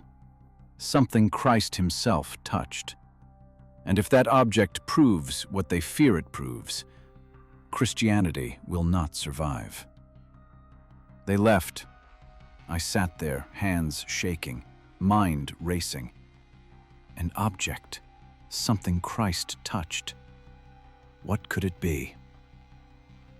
December 21st, 4 days later, winter solstice.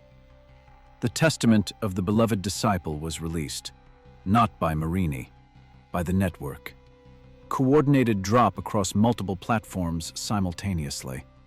Academic journals, news sites, YouTube channels, Reddit, Twitter, everywhere at once. Complete text. English translation, Greek original photographs.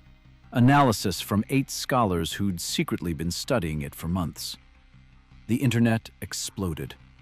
Within 6 hours, trending worldwide. Within 12 hours, every major news outlet covering it. CNN, BBC, Al Jazeera. No more ignoring. Too big. Too public. I read the Testament in one sitting, 73 pages, and everything Marini said was true. John describing Christ's secret teaching, the archons, the demiurge, the false god who created the material world as a prison, Christ's mission to free souls, Gnosis as the path to liberation. But there was more. Specific details, names, descriptions. John lists the archons, 7 of them, each controlling a sphere, each representing a vice that traps souls. Archon of desire, pleasure, addiction, keeps souls chasing satisfaction that never comes. Archon of wrath, violence, revenge, keeps souls perpetuating cycles of harm. Archon of greed, accumulation, hoarding, keeps souls obsessed with material wealth. Archon of envy, comparison, jealousy, keeps souls focused on what others have. Archon of pride, ego, self-importance, keeps souls believing they are separate from the divine. Archon of sloth, apathy, ignorance, keeps souls asleep, unaware of their true nature. Archon of fear, the 7th, the highest, controls all others, keeps souls paralyzed, unable to seek liberation. And above the 7 archons, the demiurge, Yaldabaoth, the blind god who believes he is the ultimate creator, who demands worship, who punishes disobedience. But beyond the demiurge, the true Father, the unknowable source, the divine pleroma, where souls originate, where they return, if they remember, if they wake up, if they achieve Gnosis.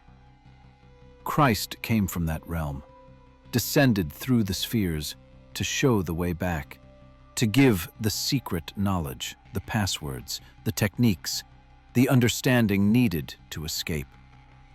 And the Testament describes these techniques: meditation, contemplation, visualization, practices for recognizing the divine spark within, for seeing through the illusion of matter, for ascending beyond the archons. This is not Christianity. This is Western Buddhism, Hinduism, mystery religion, shamanism, all combined into a first-century Jewish context. And if John really wrote this, if this really represents Christ's teaching, then Jesus was not a Christian. He was a spiritual revolutionary, teaching liberation from cosmic tyranny. The implications are staggering. The Church's response was swift and desperate. Vatican released a statement within 4 hours of the Testament's publication. Longest statement in modern church history. 16 pages, detailed refutation, claiming the Testament is a known Gnostic forgery from the 4th century, citing scholarship, quoting experts. But the experts they quoted, many were dead. Some misquoted. One actually supported the Testament's authenticity. Vatican cut his quote to make it seem like he opposed it. Scholars noticed immediately. Published corrections showed where Vatican's statement was misleading, where it lied. The Church's credibility shattered, publicly, irreparably. Protests started. Outside Vatican City, hundreds of people. Then thousands. Demanding access to Section R12, demanding transparency, demanding truth. Catholic communities worldwide split, some parishes supportive. Let's study these texts honestly, see what we can learn. Other parishes hard line. This is satanic deception. Remain faithful to tradition. Bishops disagreed, cardinals fought. National conferences issued contradictory statements. American bishops condemned the Testament. German bishops called for dialogue. African bishops stayed silent. Asian bishops split. The unity was gone. The monolithic church fractured. And every day more texts leaked, not from Section R12, from private collections, university archives, personal libraries, people who'd been hiding Gnostic manuscripts for decades, waiting for the moment when they could finally publish without being destroyed. That moment had come. The dam broke, and thousands of pages of suppressed Christianity flooded the internet. December 28th. 1 week after the Testament. Cardinal Marini emerged from hiding. He posted a video. 26 minutes. Sitting in a simple room, no crosses, no religious symbols. Just an old man, looking tired, but peaceful. My brothers and sisters, I have hidden long enough. The texts are public. The truth is known. Vatican can no longer intimidate me, can no longer silence me. So I speak now, freely, fully, for perhaps the last time. I spent 50 years serving the Church. I believed I was serving God, serving Christ, serving truth. But I was serving an institution, a human institution, fallible, political, capable of tremendous good, but also capable of tremendous deception. And the greatest deception was this: claiming we possessed the complete truth, claiming our 4 Gospels were the only valid testimony, claiming our doctrine was divinely inspired and therefore unchangeable. But the texts prove otherwise. They show early Christianity was diverse, beautiful in its diversity. Christ spoke to different people differently, offered multiple paths, multiple understandings, and all of them were valid. All of them were real. The Church chose one path, declared it orthodox, banned the rest, not because other paths were false, but because other paths threatened church authority, taught that you do not need priests to reach God, do not need sacraments, do not need Rome. And that was unacceptable to an institution that built its power on being the gatekeeper, the necessary mediator.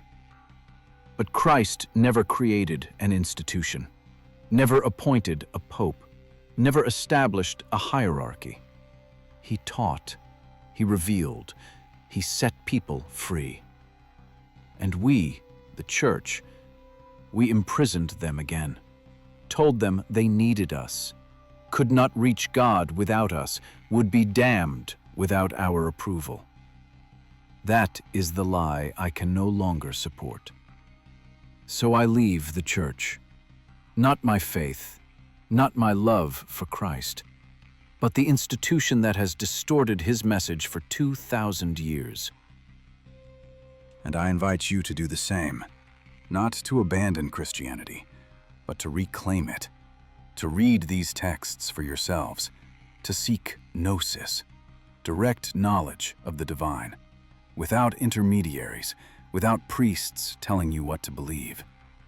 You are your own priest, your own prophet, your own savior. Christ said that, and we buried it because it was too dangerous, too liberating. Well, now it is free. The knowledge is free, and so are you. Marini paused, took a breath, and then he said the words that changed everything. There is one more thing. An object in section R12. I did not mention it before because I feared what it would do, but I fear no longer. Because truth matters more than stability, more than comfort, more than the survival of institutions. Inside the vault, in a sealed lead box, there is a bone fragment, small, perhaps 3 inches long, removed from a burial site in Talpiot, Jerusalem, year 1980.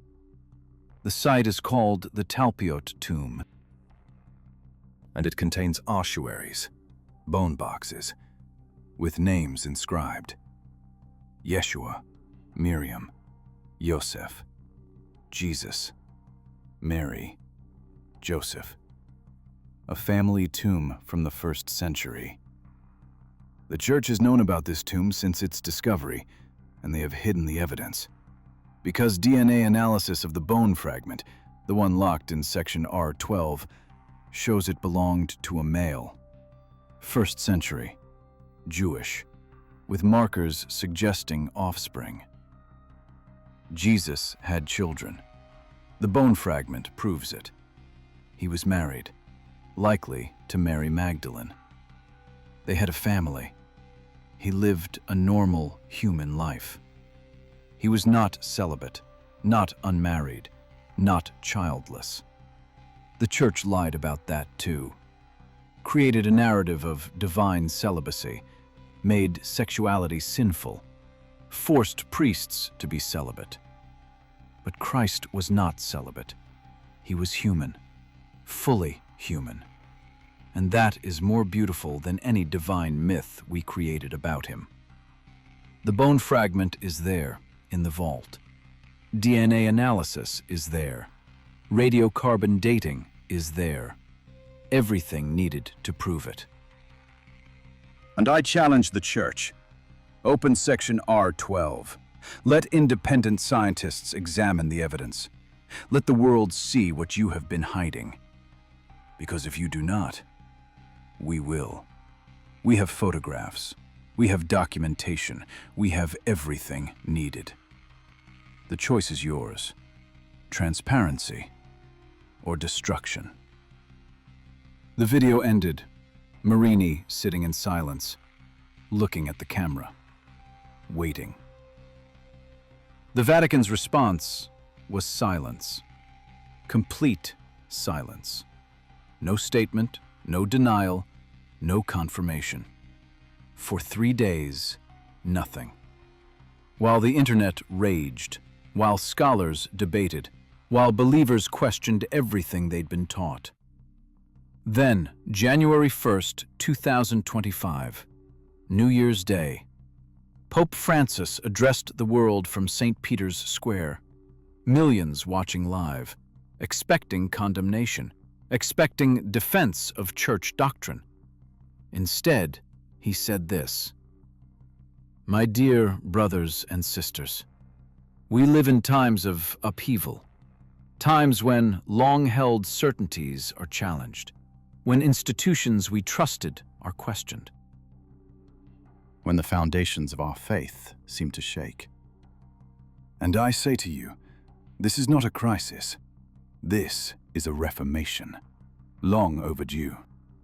The texts that have emerged, the Gospel of Truth, the Gospel of Mary, the Testament of the Beloved Disciple, they are real, they are authentic, and they have been in our possession for centuries. We kept them hidden, not out of malice, but out of fear. Fear that the faithful could not handle complexity, could not accept that Christianity has always been diverse, could not embrace the possibility that multiple paths to God exist. We were wrong. You are stronger than we believed, more capable of nuance, more hungry for truth than we gave you credit for. So today I announce, Section R12 will be opened. Independent scholars will be granted access. Every text will be catalogued, published, made available for study. No more secrets, no more suppression. And I acknowledge, the Church has made mistakes, many mistakes. We edited texts, we banned teachings. We claimed certainty where we had only tradition. We built power on fear rather than love. But we can change. We must change. Because the Christ I follow, the Christ revealed in all these texts, canonical and Gnostic alike, he taught transformation. He taught questioning. He taught that truth sets us free. So let us be free. Free to read, free to question, free to seek, free to find God in whatever way God calls to us. The Catholic Church will survive this, but only if we embrace honesty, only if we acknowledge our failings, only if we become what Christ intended, servants of truth, not gatekeepers of power. This is my promise. This is my commitment. Section R12 opens. The texts are released. Let the Reformation begin. The square erupted. Cheers, applause, tears, people embracing. A moment of collective catharsis. 2,000 years of suppression ending in a single announcement. Not everyone celebrated. Conservative cardinals walked out. Right-wing Catholic groups issued condemnations, but the momentum was unstoppable. The Pope had spoken. The decision was made. Christianity would never be the same. February 14th, 2025. Valentine's Day. Appropriate timing. The first wave of scholars entered Section R12. Cameras followed, live-streamed to millions watching online. Transparency. Complete transparency. Shelves stretching 30 feet high, thousands of manuscripts, leather-bound, cloth-wrapped, protected in climate-controlled darkness for centuries. Gospel of Thomas, original Greek, complete. Gospel of Philip, intact, every page preserved. Gospel of Mary Magdalene, the full version Marini leaked, plus 3 other copies. Secret Book of James, multiple versions, different translations. Acts of Peter, Acts of Paul, Acts of Thomas. Infancy Gospels, Apocalypses, epistles never seen outside Vatican walls. And in the deepest section, behind the locked iron door, the lead box. Scholars opened it on camera, wearing gloves, using proper archaeological procedures, everyone watching. No room for deception. Inside, a bone fragment, small, yellowed, ancient, sealed in protective casing, with documentation, lab reports, DNA analysis from 1996, never published, never released. The results confirmed what Marini said. Male, 1st century, Jewish ancestry. Markers suggesting descendant from the specimen had offspring. and the specimen came from Talpiot tomb. Ossuary inscribed Yeshua bar Yehoseph, Jesus, son of Joseph. Not definitive proof the bone belonged to Jesus of Nazareth. Yeshua was a common name. But the context, the location, the family names in surrounding ossuaries, the DNA markers, all consistent with Jesus having been married, having children. The scholars presented findings carefully, showed the evidence, explained the limitations, made no absolute claims, just said, "This is what we found. This is what it suggests. Draw your own conclusions." And billions of people did, drew conclusions, made decisions, chose what to believe. Some rejected it entirely, said the bone was contaminated, mislabeled, or belonged to a different Jesus, held on to traditional beliefs, and that was their right. Others accepted it, said it made Jesus more human, more relatable, more real. A man who loved, who married, who raised children. And that deepened their faith, made them love Christ more. Still others left Christianity altogether, said if the church lied about this, they lied about everything, walked away, sought other paths, and that was their right too. Christianity fractured into 1,000 pieces. Catholic Church lost millions of members, but gained millions of others seeking an honest institution. Protestant denominations split, some embracing the texts, others rejecting them. New communities formed, Gnostic churches, esoteric Christian groups, communities studying Gospel of Mary, Gospel of Thomas, seeking Gnosis, direct knowledge. Personal revelation, messy, chaotic, painful, but alive, growing, transforming. Exactly what Reformation looks like. March 2025, 3 months after the Testament leaked. Giuseppe Russo returned to Rome. Public appearance, press conference, explained everything. Yes, he leaked the photo. Yes, Marini recruited him. Yes, his disappearance was staged, for protection, for strategy. He apologized to his family, to his sister who'd worried, but said he'd do it again, because truth mattered more than personal comfort.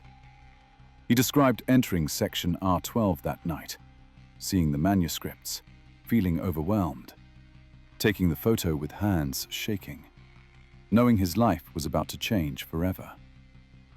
I am not a hero. I am a janitor who saw something important and could not stay silent. That is all. Anyone could have done it. Anyone with courage. But it took courage. Giuseppe knew the risks, knew people disappeared, knew the church protected its secrets violently. And he did it anyway. That's heroism. Ordinary people doing extraordinary things because they believe truth matters. And Cardinal Marini? He lived. Contrary to everyone's expectations. No assassination, no mysterious accident. The Vatican left him alone. Maybe because killing him would make him a martyr. Maybe because Pope Francis protected him. Maybe because enough people knew killing him would change nothing. The texts were out. The truth was known. Marini moved to a small monastery in Tuscany, spent his days writing, reflecting, praying. Still Catholic, still believing in Christ, but free from the institution, free from the politics, free to seek God directly. He published a memoir, Truth and Faith, My Journey Through the Vatican Secret Archives. Became a bestseller, detailed everything, his discoveries, his doubts, his decision to leak, his hope for Christianity's future. The book ended with these words, "I'm 74 years old. I do not know how many years I have left, but I know this. I spent the first 50 years of my life serving an institution, and the last 24 serving truth.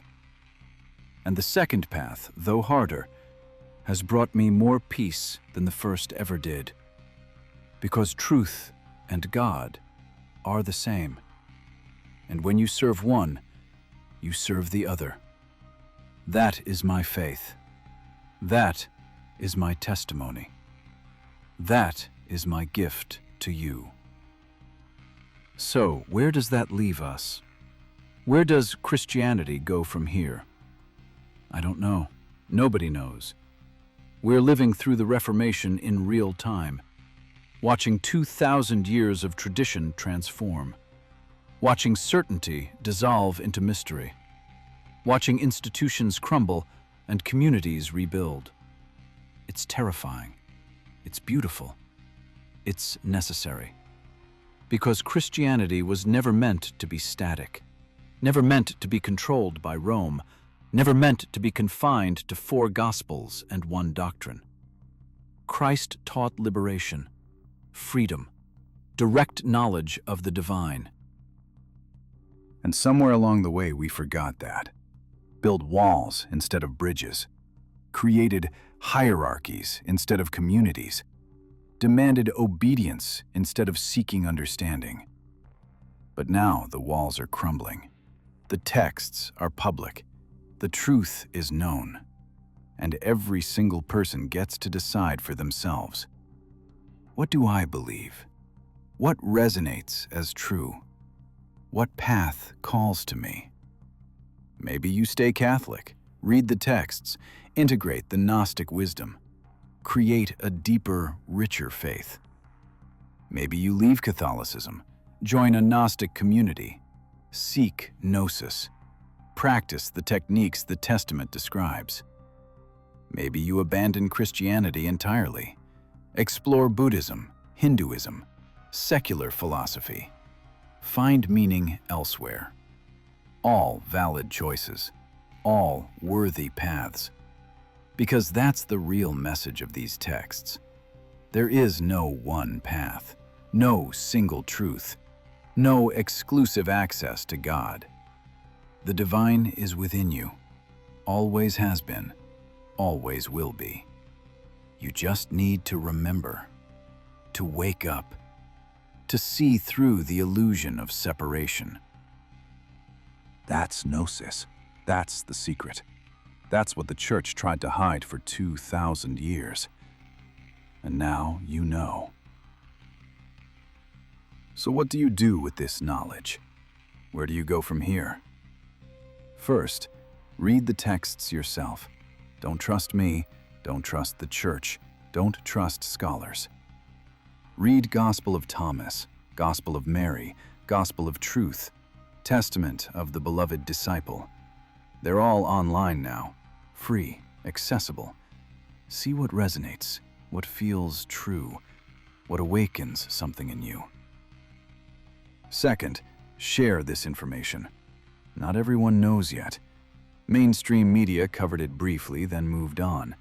Millions of believers still have no idea these texts exist, that the church hid them, that Christianity's origins are more complex than they were taught.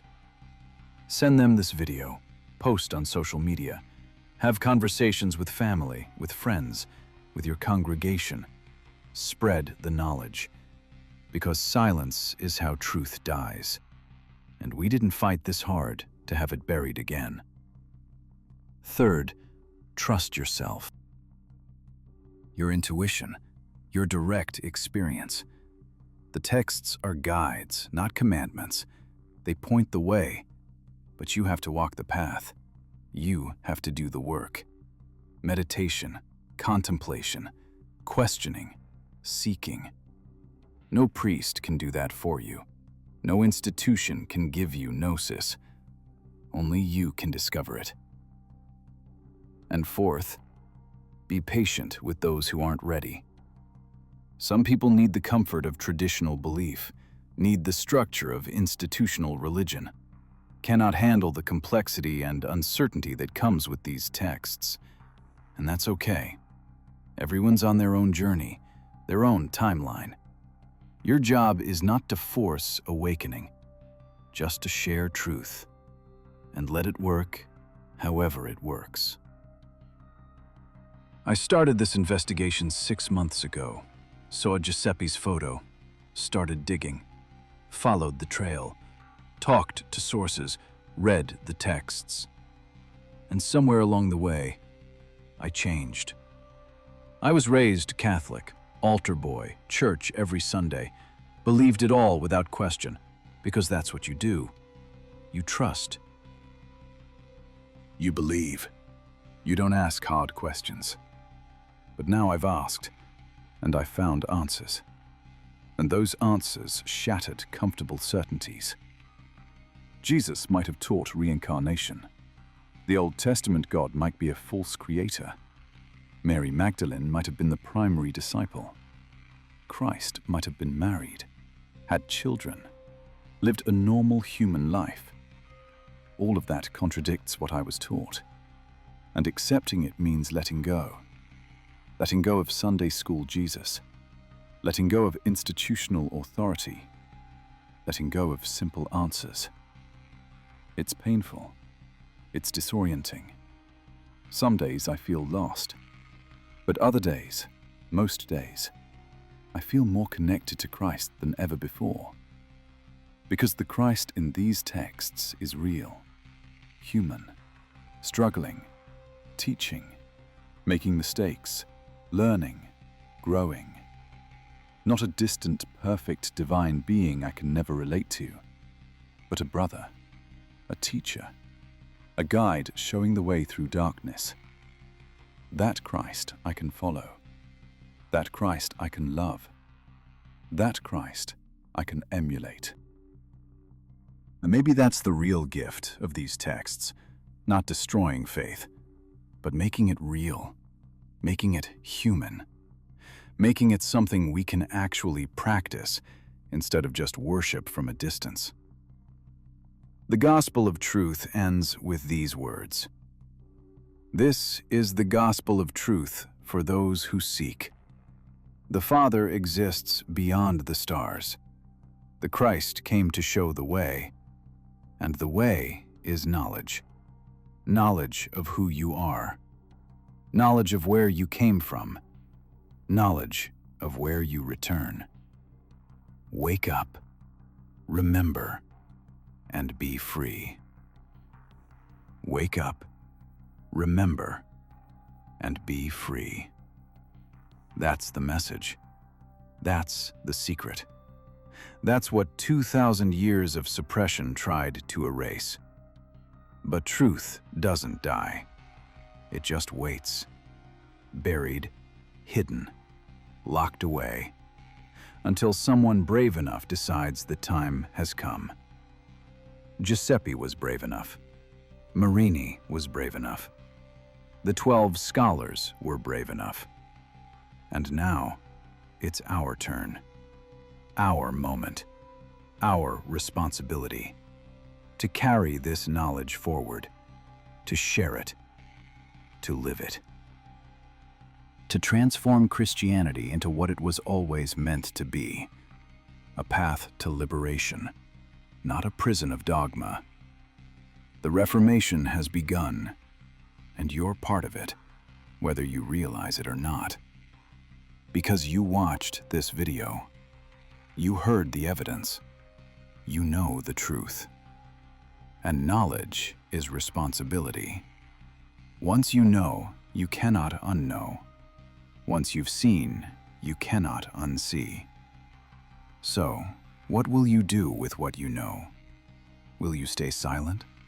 Pretend you never heard? Go back to comfortable certainty? Or will you speak? Question, seek, share, become part of the transformation? The choice is yours. It always has been.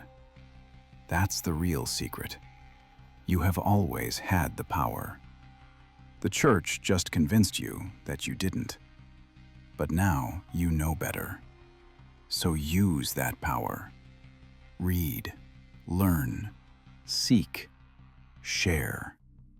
transform, wake up, remember, and be free. The texts are out there. Section R12 is open. The truth is available. Don't let it be buried again. Don't let them erase it. Don't let 2,000 years of suppression continue for another day. This is your moment. This is your calling. This is your reformation. And it starts now, with you, watching this video, making a choice. Will you seek truth, or will you choose comfort? I think you already know the answer. Now go, read, learn, share. The gospel of truth is waiting, and so is your liberation.